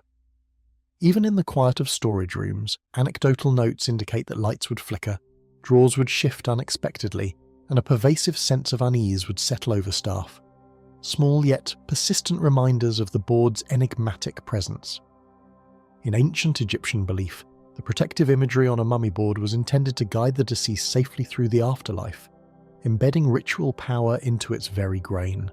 Figures of gods and goddesses, intricate hieroglyphs, and iconography of rebirth were not mere decoration. They were part of a complex spiritual system designed to maintain harmony between the living world and the realm beyond. Archaeologists note that the selection of pigments, careful layering, and symbolic placement of each figure were executed with a precision that suggests intentionality beyond aesthetics. Even the types of minerals used in the paint, including powdered malachite and ochre, carried symbolic weight, each hue corresponding to divine protection or regeneration. When removed from its funerary context, the board's potent combination of religious authority and cultural significance may have contributed to the sense of unease experienced by those who encountered it, particularly in a setting far removed from its original purpose. Accounts preserved in museum archives detail a pattern of accidents and sudden illness among those who handled the board, each incident subtly reinforcing its ominous reputation. A conservator cataloguing the object in the early 20th century fell ill with a high fever shortly after inspecting it, while a researcher in the 1960s experienced a sudden injury in a room adjacent to the board's storage. Other minor mishaps, unexpected spills, broken glass, or malfunctioning instruments often coincided with the board's relocation for study or display. Though none of these events were fatal, their timing, juxtaposed with the artifact's handling, created a narrative that was difficult for staff to ignore. Even casual observers noted an inexplicable heaviness in the room during examinations, as though the painted figures and gilded symbols exerted a presence beyond the tangible, a silent watchfulness that transcended rational explanation. Scholars have debated whether the reported calamities are the product of coincidence, environmental hazards, or the mind's reaction to the palpable tension of working with objects steeped in ritual significance. Some conservators point to poor ventilation, mold spores, or the general fragility of century-old wood as possible explanations for the ailments that befell those nearby. Psychologists have suggested that the anxiety associated with handling a culturally significant and historically charged artifact could trigger psychosomatic responses. Yet for every rational explanation, there exists another account that defies simple interpretation. A drawer falling open, instruments malfunctioning, or lights flickering when the board is approached, events that reinforce the perception of an active, unseen force. In these moments, anecdotal reports often described a chill or a sudden sense of foreboding that could not be attributed to drafts or electrical faults, creating a layer of experiential reality that complemented the historical record. Etched hieroglyphs and painted figures catch the eye with quiet intensity, and even under modern lighting, the board exudes a presence that can unsettle observers despite rational explanation. Its surface is worn in places from centuries of careful handling, yet the faces of protective deities and the symbolic scarabs remain strikingly vivid. Conservators describe the sensation of being watched while performing routine maintenance, a psychological response that, while unquantifiable, is consistently reported across decades. The tactile experience of touching the wood, the sharp scent of old resin, and the visual prominence of hieroglyphs combine to create a sensory impression that lingers long after observers leave the gallery. Some scholars speculate that the combination of visual focus, ritual significance, and the object's longevity may condition human perception to detect threats, whether real or imagined, when interacting with such artifacts. Today, the artifact is displayed under strict supervision, its handling limited to specialists who respect both its fragility and the eerie tales woven into its history. Security protocols, climate-controlled displays, and detailed handling procedures aim to protect not only the board's material integrity, but also the staff from potential risk, whether real or perceived. Visitors are often briefed on its historical significance and instructed to observe rather than touch, a practice that preserves both the artifact and the aura surrounding it. Despite the safeguards, stories of sudden unease, chills, or fleeting shadows persist, as if the ritualized power embedded within the board has not diminished with the passage of millennia. The British Museum's notes indicate that some researchers actively avoid prolonged study of the board alone, a precaution grounded in both professional caution and acknowledgement of its unsettling reputation. The board remains a testament to how human fascination with ancient power can transform mere material into a vessel of narrative, anxiety, and enduring mystery. Its story demonstrates how the layering of cultural significance, meticulous craftsmanship, and a record of unusual occurrences can generate a reputation that transcends logical explanation. For historians, the mummy board is a valuable source of information about Egyptian funerary practices, iconography, and materials. For others, however, it is a reminder that objects, particularly those steeped in ritual and belief, can retain echoes of their original purpose in ways that affect those who come into contact with them. Comparative studies suggest that similar artifacts from other periods and locations, ritually inscribed or otherwise charged, have inspired comparable tales of misfortune, indicating a persistent human tendency to perceive intention in objects of profound cultural resonance. Visitors often leave the gallery unsettled, sensing that the silent watch of the mummy board continues, untouched by time yet intimately aware of all who linger near. The Koh-i-Noor diamond and the fall of empires. In the shifting courts and battlefields of South Asia, long before it was sealed behind glass and placed under constant watch, the Koh-i-Noor diamond passed through the hands of rulers whose power seemed absolute until it was not. Its surface, cut and recut over centuries, carried no inscription and offered no warning, yet a pattern emerged that would follow it across empires. Those who claimed it as a symbol of dominance often did so at the height of their authority, only to see that authority unravel in ways both sudden and irreversible. The belief that the diamond brought ruin to every man who possessed it would not be formally recorded until much later, but the events that shaped that belief were already unfolding one ruler at a time. The earliest verifiable references to the diamond place it in the Deccan region of India, likely mined from the Kolar mines along the Krishna River during the medieval period, a region known for producing some of the world's most significant diamonds.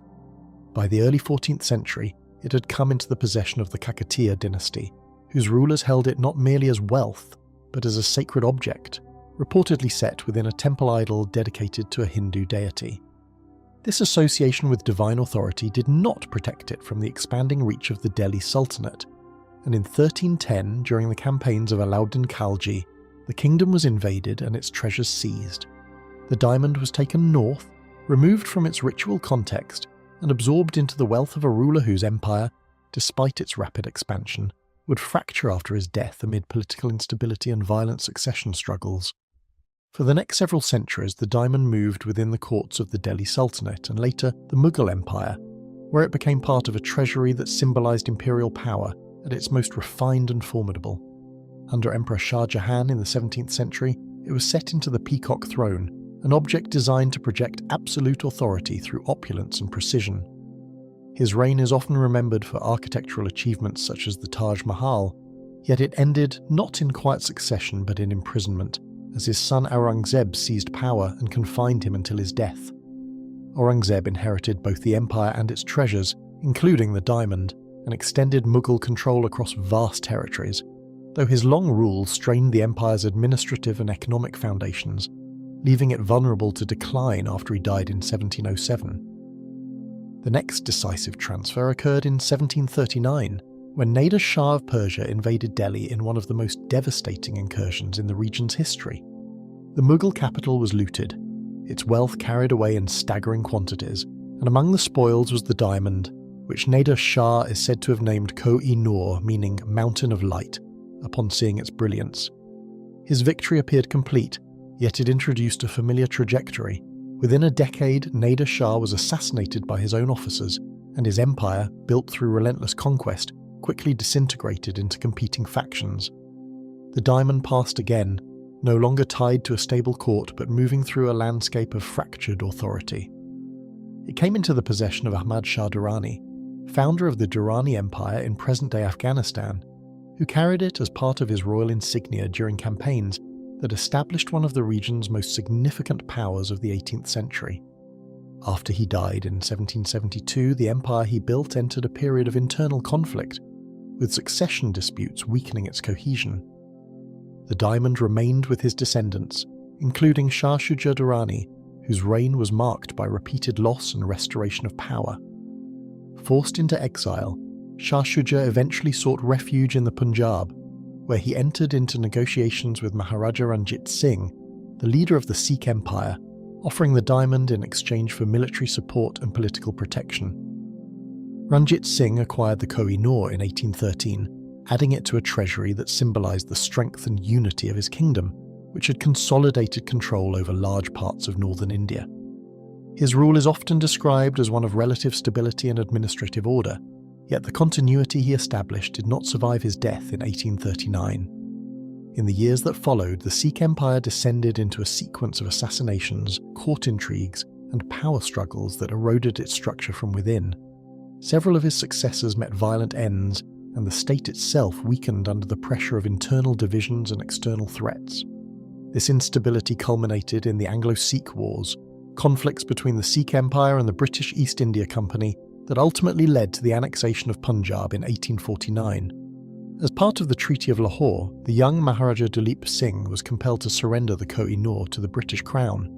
The diamond was transported to Britain and formally presented to Queen Victoria, marking another transfer that followed the collapse of the power that had held it. By this point, the pattern that would later be described as a curse had extended across centuries, linking rulers from different cultures and regions through a shared sequence of ascent and loss. In Britain, the diamond was recut in 1852 under the direction of Prince Albert to enhance its brilliance, reducing its size but altering its historical form. It became part of the crown jewels, worn by Queen Victoria and later set into the crowns of subsequent queens, including Queen Alexandra and Queen Elizabeth the Queen Mother.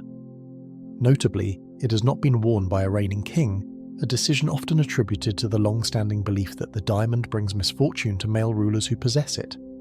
This belief, while not formally acknowledged in official records, persists in both historical commentary and public discussion, shaped by the consistent pattern observed in its past.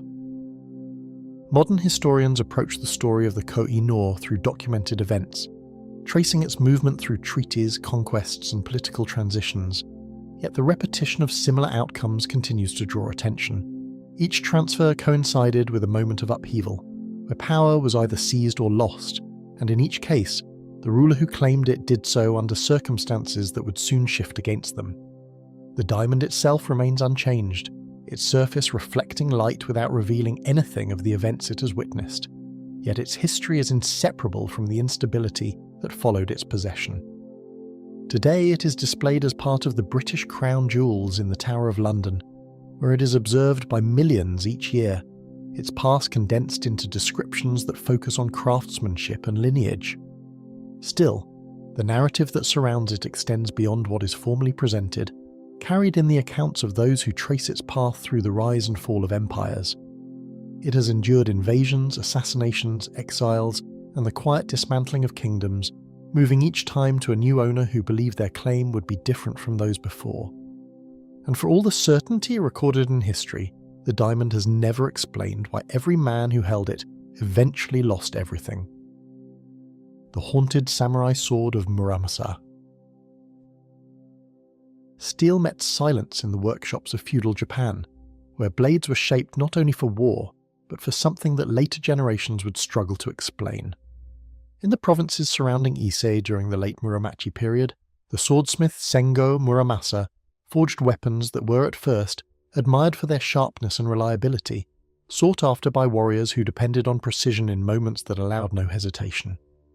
Yet over time, a different reputation began to gather around these blades, one that did not diminish their quality but instead cast it in a more troubling light, as accounts emerged linking their owners to violence that seemed to extend beyond the demands of battle. The idea that a Muramasa sword could bring destruction to the person who wielded it did not appear suddenly, but formed gradually through a pattern that was difficult to dismiss. Unlike other swordsmiths of the period, Muramasa produced weapons that would come to be remembered less for their technical excellence and more for the unease they inspired among those who encountered them.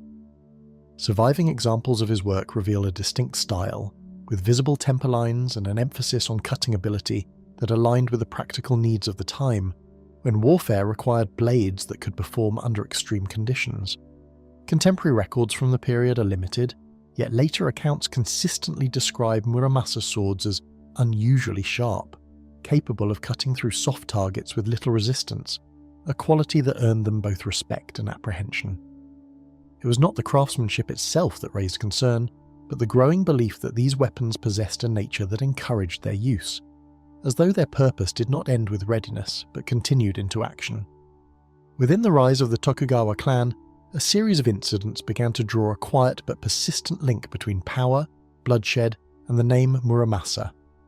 Before he became shogun, Tokugawa Ieyasu experienced losses within his own family that later accounts would connect to these blades, including the death of his grandfather and the violent end of his father, both events involving weapons attributed to Muramasa.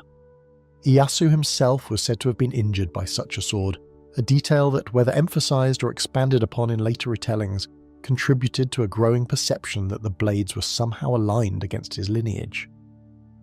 These incidents occurred during a period already marked by instability and conflict, yet their repetition within a single family gave rise to an interpretation that extended beyond coincidence, suggesting that the presence of the blade carried consequences that followed its owner closely. By the time the Tokugawa shogunate had secured control over Japan in the early 17th century, the presence of a Muramasa blade had become something to conceal rather than display. While there is no surviving decree that outright banned swords across all domains, historical accounts indicate that they were widely avoided, their association with misfortune becoming strong enough that owners chose to alter or hide identifying features, sometimes modifying inscriptions to obscure their origin. In a society where swords were both weapons and symbols of status, this shift represented more than preference. It reflected a collective unease that had taken hold among those who were otherwise defined by discipline and adherence to tradition. The blades remained physically unchanged, yet their meaning had shifted, transforming from tools of war into objects that carried a reputation capable of influencing behavior before they were even drawn.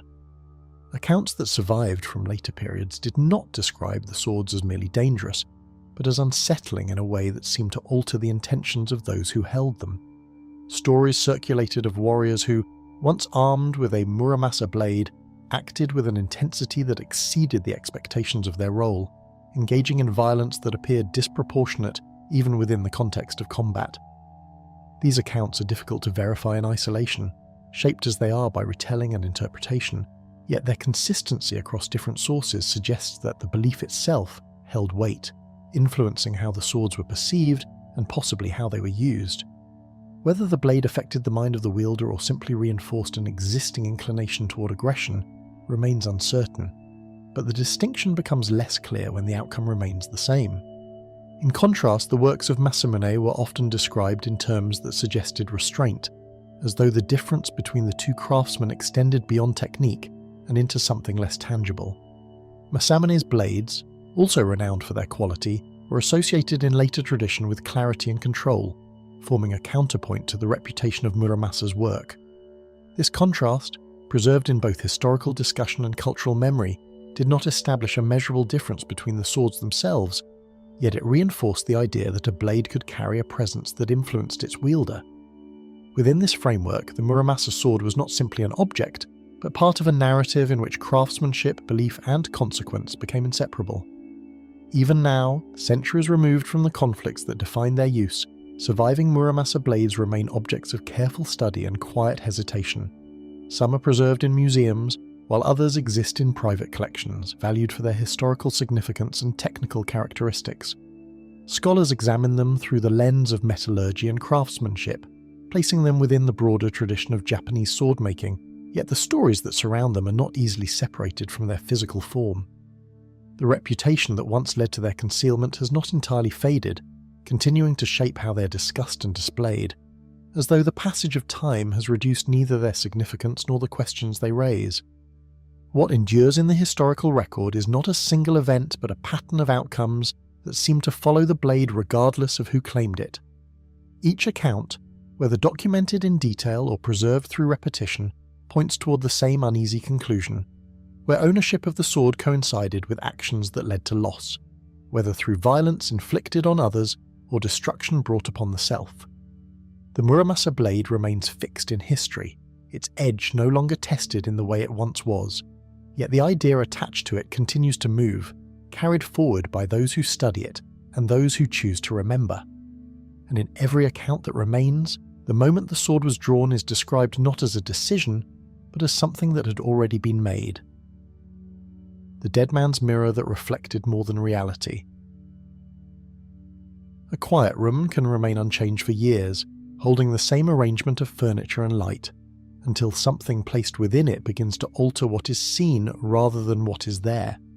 In several documented accounts involving antique furnishings and inherited objects, a single mirror has been described not as decorative, but as the source of unease that gradually unsettled those who kept it. The object itself did not move, did not produce sound, and did not change in any measurable way, yet those who lived with it reported a growing certainty that its reflection contained more than the room in front of it. Over time, this particular mirror became associated with distress that did not fade with distance, as though whatever it revealed remained tied to the person who chose to keep it. Set within a darkened wooden frame, the mirror itself shows no immediate sign of its age beyond the faint imperfections that ripple beneath the glass. Antique mirrors of this kind were often backed with silver or mercury, a process that, while common in earlier centuries, could produce subtle distortions over time as the reflective surface deteriorated. These imperfections are typically understood as natural results of aging, yet they have also contributed to long-standing beliefs that mirrors can capture or hold images beyond a single moment. In several cultural traditions, including practices observed in parts of Europe, mirrors were covered after a death in the household based on the belief that reflective surfaces might trap or disturb the passage of the soul. Whether these customs arose from symbolic caution or something less easily explained, they suggest that mirrors have rarely been regarded as entirely passive objects. It began, in most accounts, with reflections that did not align perfectly with the movements of those standing before it. A slight delay between motion and image, a shape that lingered at the edge of the glass after the room had emptied, or the suggestion of a figure standing just beyond the visible frame were among the earliest descriptions. These details were often dismissed at first, attributed to lighting, fatigue, or the irregularities within the mirror's surface. Yet their recurrence across separate accounts gave them a consistency that resisted simple explanation. Those who experienced them did not always describe fear in the beginning, but rather a quiet awareness that something within the reflection behaved independently of the space it was meant to represent. As the mirror passed from one household to another, the details changed, but the presence within the reflection did not entirely disappear. In some cases, it appeared only in peripheral glimpses, visible for a moment before vanishing when directly observed, while in others it seemed to remain indistinct yet unmistakably separate from the person standing before the glass. The environments differed, ranging from well-lit rooms to dim corridors, yet the reports shared a common element. The figure, when seen, did not correspond to anyone physically present. No consistent description of its form exists, only the agreement that it was there, occupying a position within the reflection that could not be accounted for by the arrangement of the room. Those who lived with it for extended periods often described a growing reluctance to look directly into its surface, even in ordinary moments. Daily routines began to shift, with mirrors avoided, covered, or positioned in ways that limited their use, not out of superstition alone, but out of a practical desire to avoid encountering something that could not be explained. Sleep disturbances, heightened anxiety, and a persistent sense of being observed were among the most frequently noted effects, though these reactions were not always immediate. In several accounts, the discomfort developed gradually, intensifying over time as the reflection continued to produce small inconsistencies that accumulated into something more difficult to ignore. Efforts to cover, relocate, or discard the mirror were recorded with a consistency that suggested the problem was not easily left behind. Some owners reported that covering the glass provided temporary relief, while others found that the sense of presence persisted even when the mirror was no longer visible. There are also accounts of the mirror being moved to storage or passed on to others, only for similar experiences to emerge in its new location. While no physical property of the object has been identified that could account for these effects, the repeated attempts to distance oneself from it indicate that those who encountered it did not consider the disturbances to be incidental. Long before this particular object was ever noted, mirrors had already occupied an uncertain place in human belief, often associated with the boundary between what is visible and what is not. Folklore from various regions has described mirrors as thresholds, capable of reflecting not only the physical world but also something beyond it, though such ideas remain outside the scope of verifiable evidence.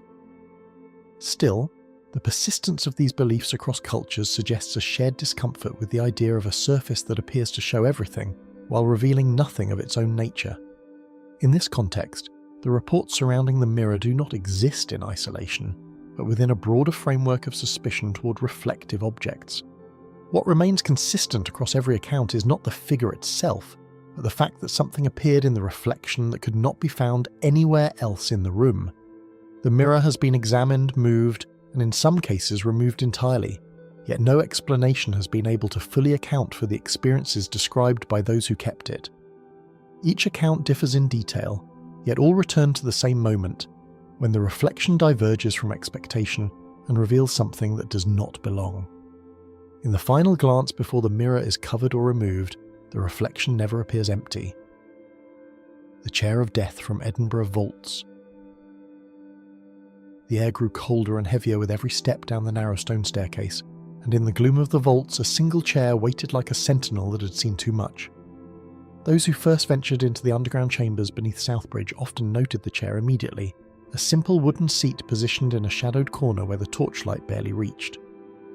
Accounts collected from visitors over decades suggest that those who sat in it were overtaken by sudden illness, dizziness, or a creeping sense of dread that seemed disproportionate to the environment. Unlike the shadowed corners or the damp walls that pervade the vaults, the chair itself appeared ordinary, yet it became the centre of each recorded episode of discomfort. Its reputation grew quietly at first, whispered among explorers and historians, who recognised a pattern in the reactions of those who had dared to sit. Beneath the bustling streets of the South Bridge, the vaults stretch for hundreds of metres, a series of chambers built in the late 18th century to accommodate shops, workshops, and storage for merchants above. Originally functional and practical, the vaults were eventually abandoned as the structures above evolved and the underground spaces became increasingly prone to flooding, damp, and structural decay. The thick stone walls trap moisture and chill the air even in the mildest months, producing an environment that is uncomfortable at best and hazardous at worst. Yet while these conditions might explain some general unease, they do not account for the distinct intensity of the reactions elicited by one particular chair in the maze of empty rooms, which seems to single out those who encounter it. When explorers and urban historians first began to catalogue the chambers in the 20th century, They remarked on a pervasive sense of unease that pervaded the space, a weight that pressed at the chest and left a lingering impression long after the visit. Among the assorted remnants of the past, broken furniture, rusted tools and scattered debris, one chair drew attention repeatedly. Its presence was noted in diaries, local newspapers, and anecdotal accounts collected by early tour operators. Those who approached it reported an instinctive hesitation, an inexplicable reluctance to sit, while those who ignored the warning often experienced the first signs of disturbance almost immediately. The chair was unadorned and utilitarian, yet the intensity of the experiences surrounding it elevated it from a piece of furniture to something almost sentient in reputation. Those who dared to sit in it reported sudden nausea, vertigo, and an inexplicable dread, as though the simple act of lowering oneself onto the seat awakened something hidden in the shadows. Some described a fleeting sense of suffocation or a tightening in the chest that lifted as soon as they stood, while others claimed that their limbs trembled or went numb for several minutes. No one described a violent or aggressive phenomenon, but the uniformity of these symptoms across multiple accounts suggested that something in the interaction between human and object was triggering the reactions. Investigators found no evidence of toxins, mold concentrations, or structural anomalies in the immediate area that could explain why the chair produced such specific effects, leaving the cause open to speculation. Multiple visitors described nearly identical reactions, occurring within moments of sitting, suggesting that the chair was not merely uncomfortable but something far more deliberate in the effect it produced. Scientists and historians who accompanied tours or conducted controlled observations noted that while other parts of the vaults provoked mild unease, the chair consistently elicited the strongest physical responses. Those who avoided it entirely reported no unusual symptoms, yet a curiosity to understand its reputation often drew them back, a tension between caution and fascination that further amplified the sense of unease. Each episode seemed to reinforce the legend of the chair, creating a feedback loop in which knowledge of its history heightened the physiological response. The vaults themselves are poorly ventilated and damp, yet researchers who examined the area could not fully explain why only this single chair consistently provoked the most severe and immediate reactions. While the air quality is undeniably poor in some chambers, and oxygen levels can fluctuate in confined spaces, these conditions are shared by other furniture and corners within the vaults. Nothing else elicits the same acute sensations that the chair does, implying that environmental factors alone cannot account for the phenomena. The object seems to possess a quality independent of the surrounding space, a property that draws attention while resisting rational explanation. Even after leaving the underground chambers, some who had sat in the chair reported lingering headaches, unease, or vivid dreams, hinting that whatever was bound to it extended beyond the walls of stone and brick. In a few cases, individuals noted changes in appetite, restlessness, or a general feeling of vulnerability that persisted for days. While such effects might be attributed to suggestion or anxiety, the consistency across accounts collected over decades, involving strangers with no prior connection, makes the pattern difficult to dismiss entirely. Those who had experienced it often spoke of a subtle, insistent presence that seemed to follow them long after leaving the vaults, as though the chair had imprinted a memory of its disturbance onto those who interacted with it. No matter who entered the vaults or how long they lingered, the chair remained unchanged, a constant witness to each episode of distress and every moment of human vulnerability. Its wood was worn, yet structurally intact. Its position remained fixed, and yet the effects it provoked continued independent of any observer. It has become a fixed point in the study of the vaults, a single object capable of eliciting both curiosity and fear in anyone who encounters it. Unlike the shadows or the damp air that characterize the rest of the underground chambers, this chair commands attention simply by existing within the space. It waits silently, immobile, yet somehow aware, as if the vault itself bends to ensure no one truly forgets its presence. The wedding dress that brought ruin to every bride. The folds of ivory silk shimmered in the morning light, yet beneath its delicate lace, a quiet history of heartbreak seemed woven into every seam. Those who donned the dress for the first time often felt an unusual gravity, an almost imperceptible tension, as if the fabric itself carried a memory of previous wearers. Accounts collected from family records, social diaries, and occasional contemporary newspaper reports suggest that Each bride experienced some form of misfortune shortly after her wedding day, from sudden illness to unexplained accidents. In some cases, these incidents were minor but unsettling. In others, they brought lasting disruption to family life, amplifying whispers about a hidden force that clung to the garment.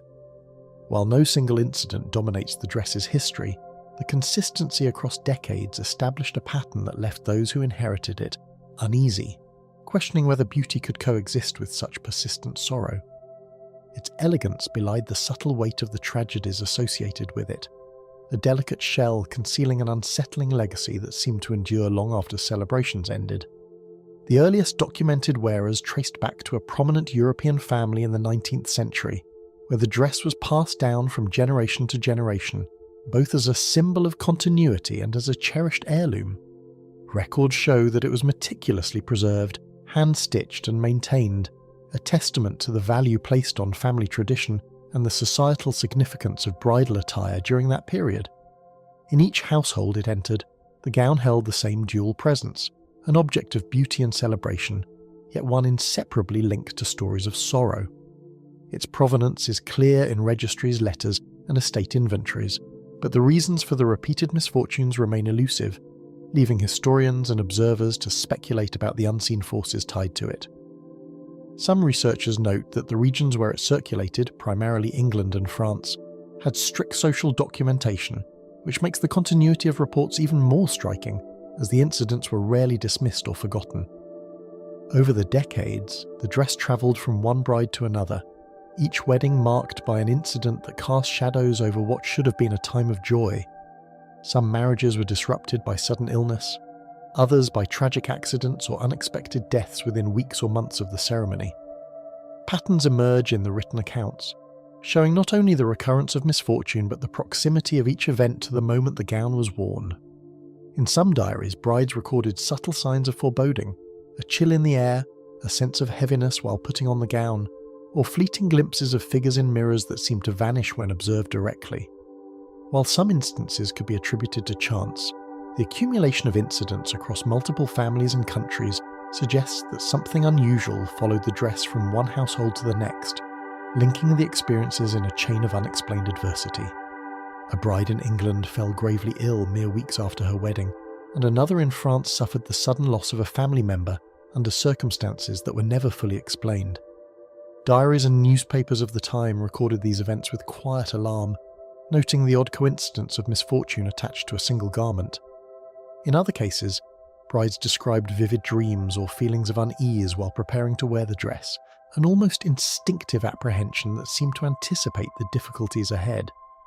Correspondence between relatives occasionally reflects a cautious reverence for the gown, with letters suggesting that families feared the dress yet were compelled by tradition to preserve it. None of these accounts provides a rational explanation, yet the consistency of the stories across decades suggests that the gown carries a legacy beyond mere superstition, one that transcends geography and time. Bridal garments have long carried layers of cultural meaning, purity, hope, luck, and the promise of a prosperous union. Yet this particular dress subverted those expectations, transforming a symbol of joy into a marker of anxiety and risk. Families who inherited the gown often approached it with a mixture of reverence and fear, recognizing its beauty while remaining aware of the pattern of misfortune associated with it. The contrast between tradition and history created a tension in each household, a fragile balance between celebrating a life milestone and confronting the potential consequences of wearing the heirloom. Experts in social history note that the dress functioned as both a status symbol and a ritual object, illustrating the societal pressure on brides to maintain appearances despite private fears, a tension amplified by the dress's reputation. Several owners tried to break the cycle, storing the gown carefully, donating it to museums, or even attempting to burn it, believing that removing it from the line of inheritance might end its pattern. In each case, the dress either returned to the family or, according to some accounts, misfortune struck another wearer connected to the household. Historical records indicate that the gown sometimes changed hands through unplanned circumstances, a wedding cancelled, a family moving abroad, or a loan to another relative. While these stories are difficult to verify in full, the consistency of the reports over time shows that the dress maintained a presence, regardless of distance or intention. The persistence of the gown, despite efforts to escape its influence, only deepened the sense that it was more than a piece of cloth, an object entwined with the lives it touched and the hopes it overshadowed. Awareness of the dress's ominous history often weighed heavily on brides who prepared to wear it, adding an invisible pressure to a day already full of expectation. Letters, diaries, and occasional memoirs reveal that some felt a profound unease as they stepped into the gown, a tension that mingled with excitement and anticipation.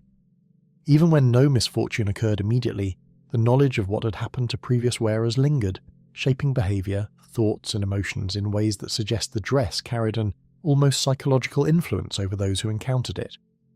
Observers recorded that some brides delayed wearing it, performed additional rituals for protection, or sought comfort from clergy and family elders, highlighting how cultural, emotional and historical factors intertwined with the dress's enigmatic reputation.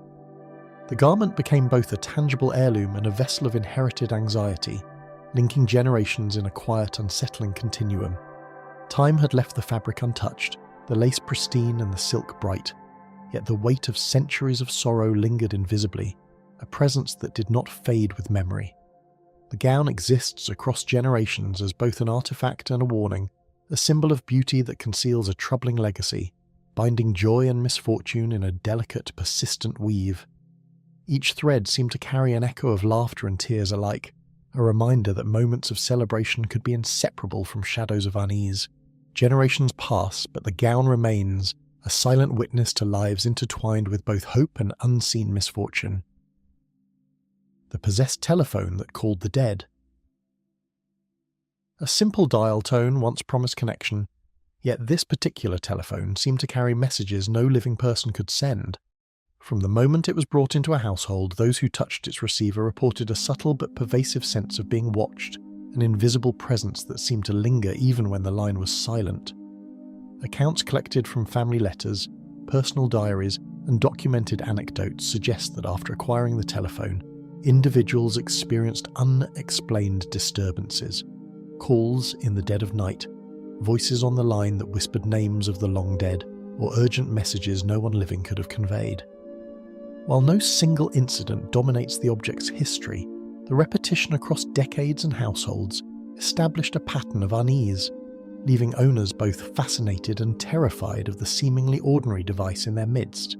Its function as a communication tool was warped, turning connection into disquiet and routine into apprehension.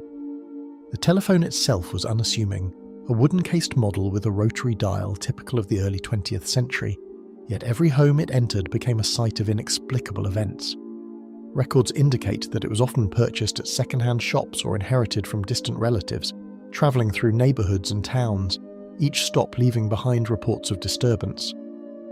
Observers at the time noted the uncanny persistence of calls that seemed tied not to technology, but to the people themselves. Some suggested that the telephone became a conduit for lingering spirits, carrying messages from the deceased to the living, though skeptics dismissed these accounts as coincidences.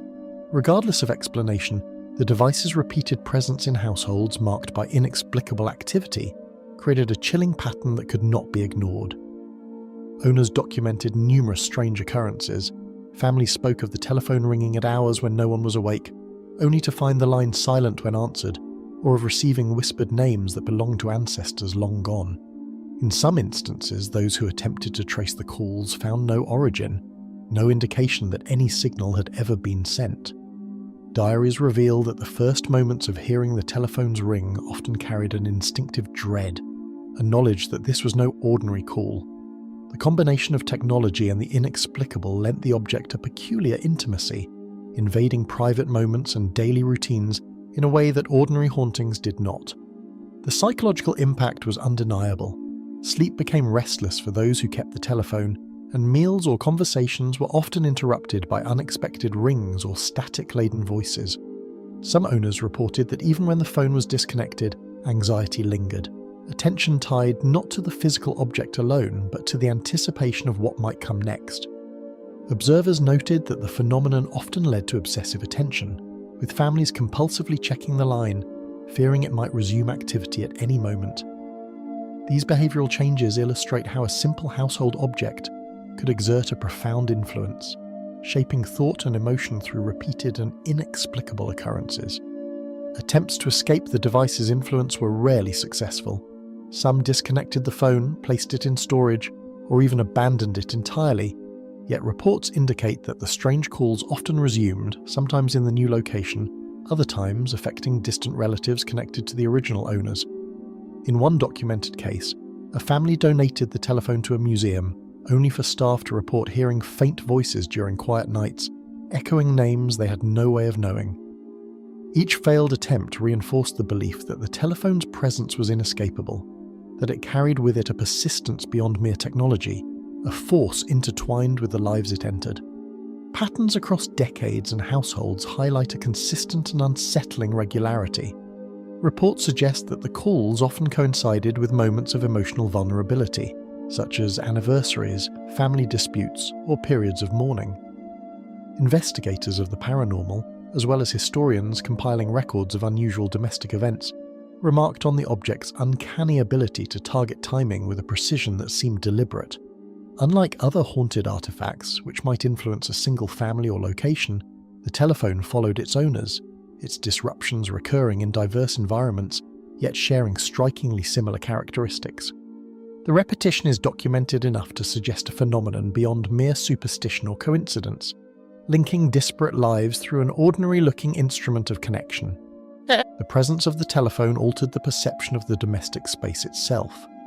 Rooms that had once been filled with the ordinary routines of life became charged with expectation and tension.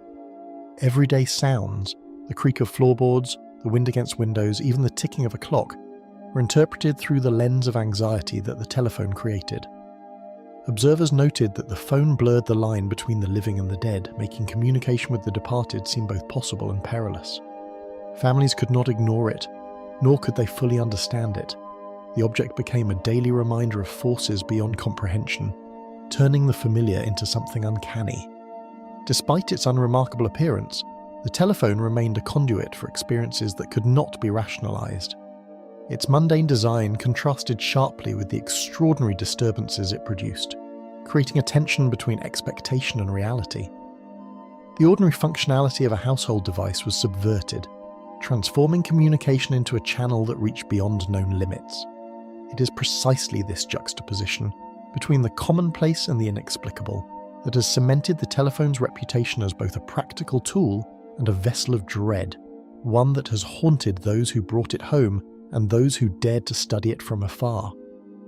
No matter how far it is hidden or silenced, the phone waits for the next call from a voice that should never speak again.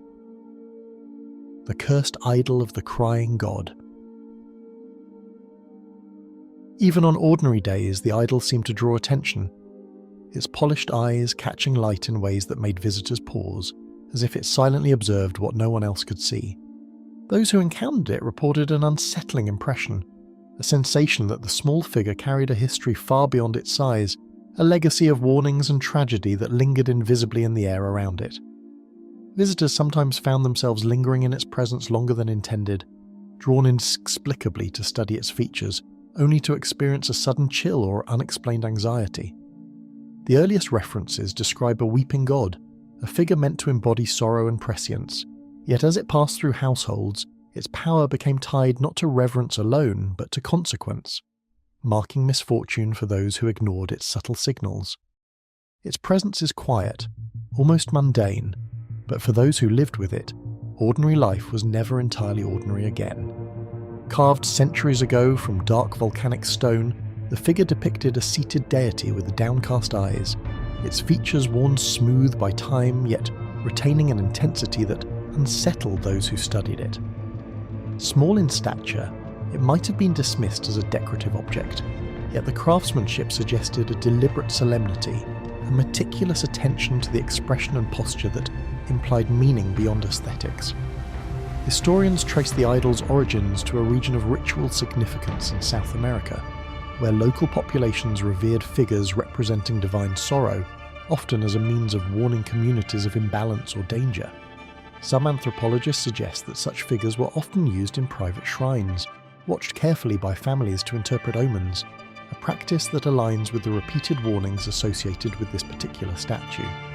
Its compact form allowed it to travel easily, carried from one home to another, but with every transfer came an added layer of uncertainty about the consequences of ignoring its presence. Caretakers recorded occasions when moisture appeared on the idol's face, often hours before accidents or sudden illnesses affected the household, suggesting a warning that demanded attention. Letters and journals from those who owned it described the strange glint of wetness on its stone cheeks, unexplained by condensation or environmental factors, appearing only during periods of heightened stress or preceding misfortune. One account notes a young child who ran screaming from the room when the statue wept, hours before a fire destroyed the family's storage shed. Other records describe servants or visitors reporting quiet sobbing sounds near the idol or a heavy feeling in the air, neither audible nor tangible, that preceded illness or accident.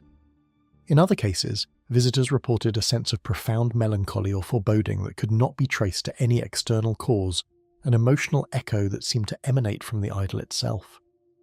In several documented cases, families ignored these signs, only to confront tragedies that ranged from broken bones to devastating fires, leaving historians puzzled at the repeated connection.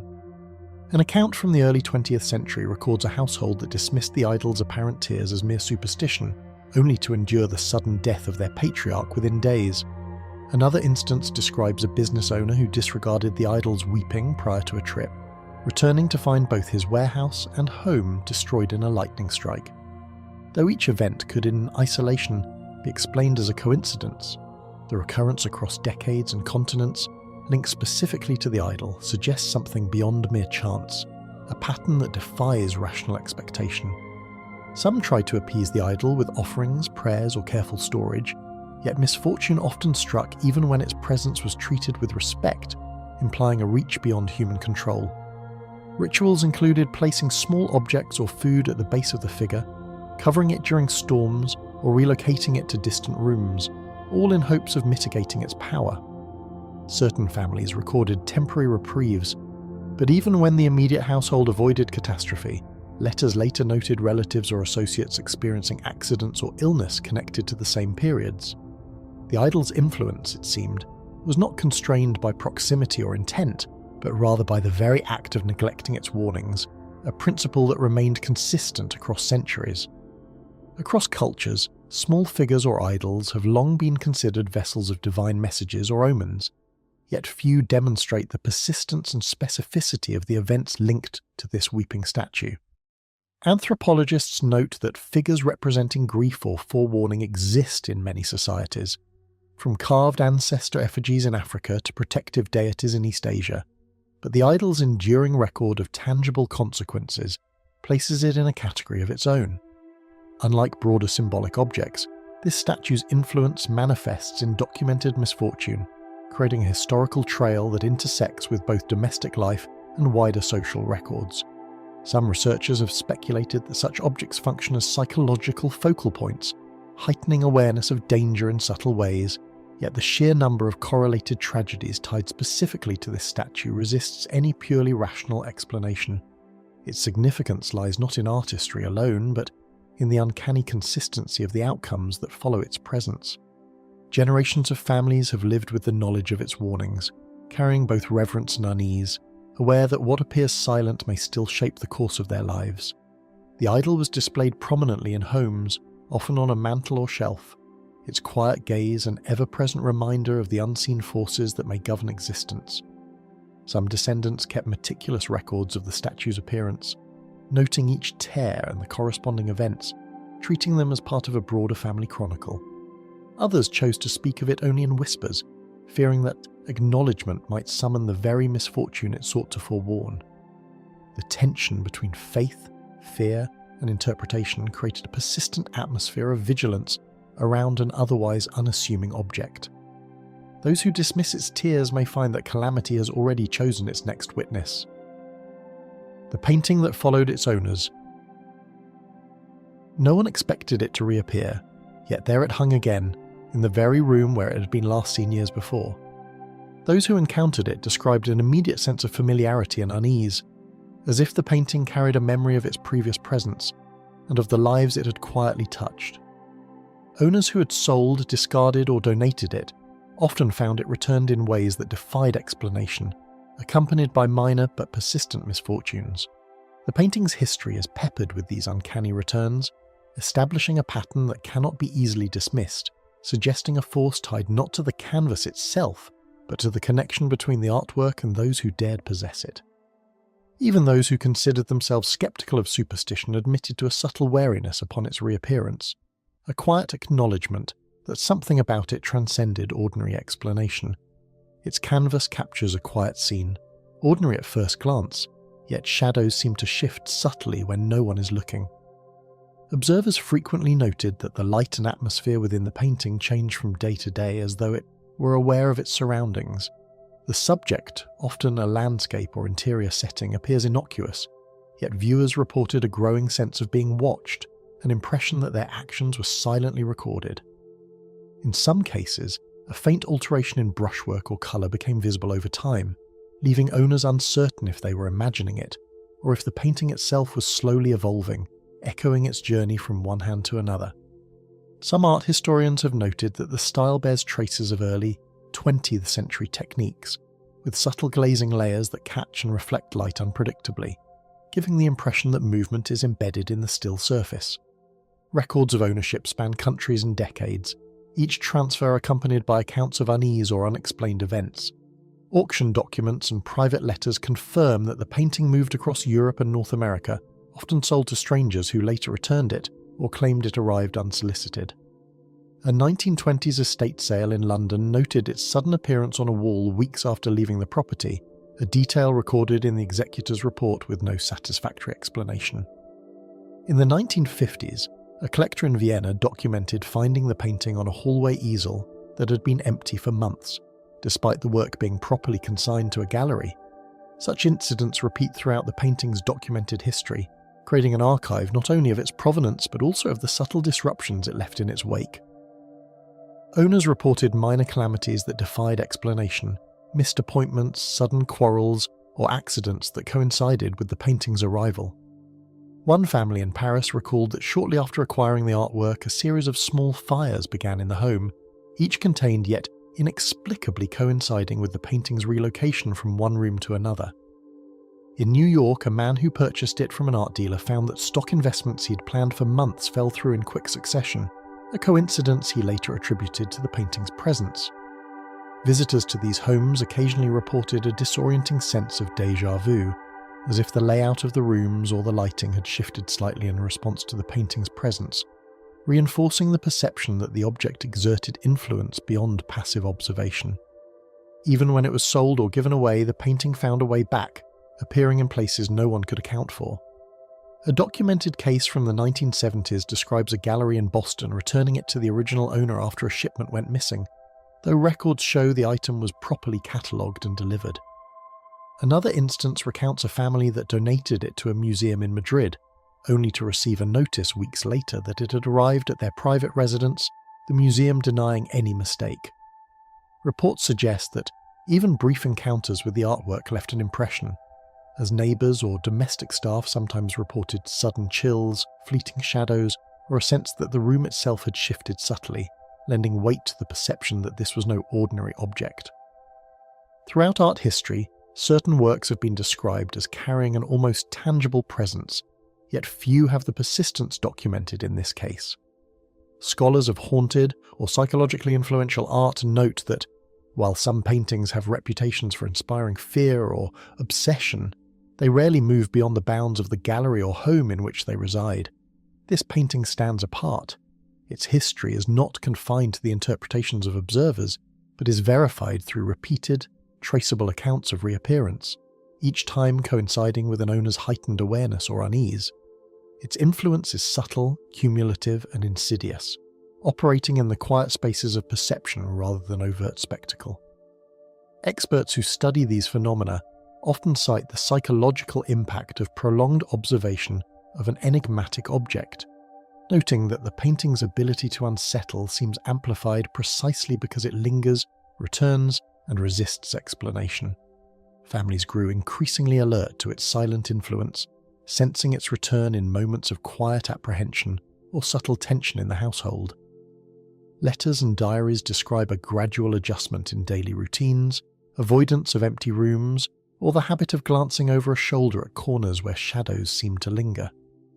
Children in particular reported feelings of unease, speaking of shapes that did not belong to anyone, though adults struggled to identify whether these were imaginative fears or evidence of the painting's persistent presence. In every household, the object maintained its quiet authority, shaping not only actions but the very sense of reality for those who lived alongside it. Some owners even documented minor anomalies with clocks, lamps, and other items that seemed inexplicably affected when the painting was near, hinting at an influence that extended beyond human perception. Attempts to rid themselves of the painting often proved futile, yet the effort itself became part of the object's story. One owner described wrapping it and leaving it in a storage locker, only to return and find it positioned at the head of the bed. Another shipped it overseas, where it inexplicably returned by courier within days. A letter from a 1960s collector recounts that even photographing the painting failed to break the cycle. Prints were returned or lost in transit, while the original canvas reappeared as if tracing its own path. These accounts, when pieced together, form a consistent pattern. The painting moves, observes, and exerts influence on the lives it touches, a reminder that certain objects are never simply objects, but agents of persistent consequence and unnerving curiosity. Distance, effort, or avoidance could not prevent its return, as if the painting itself chose when and to whom it would appear next.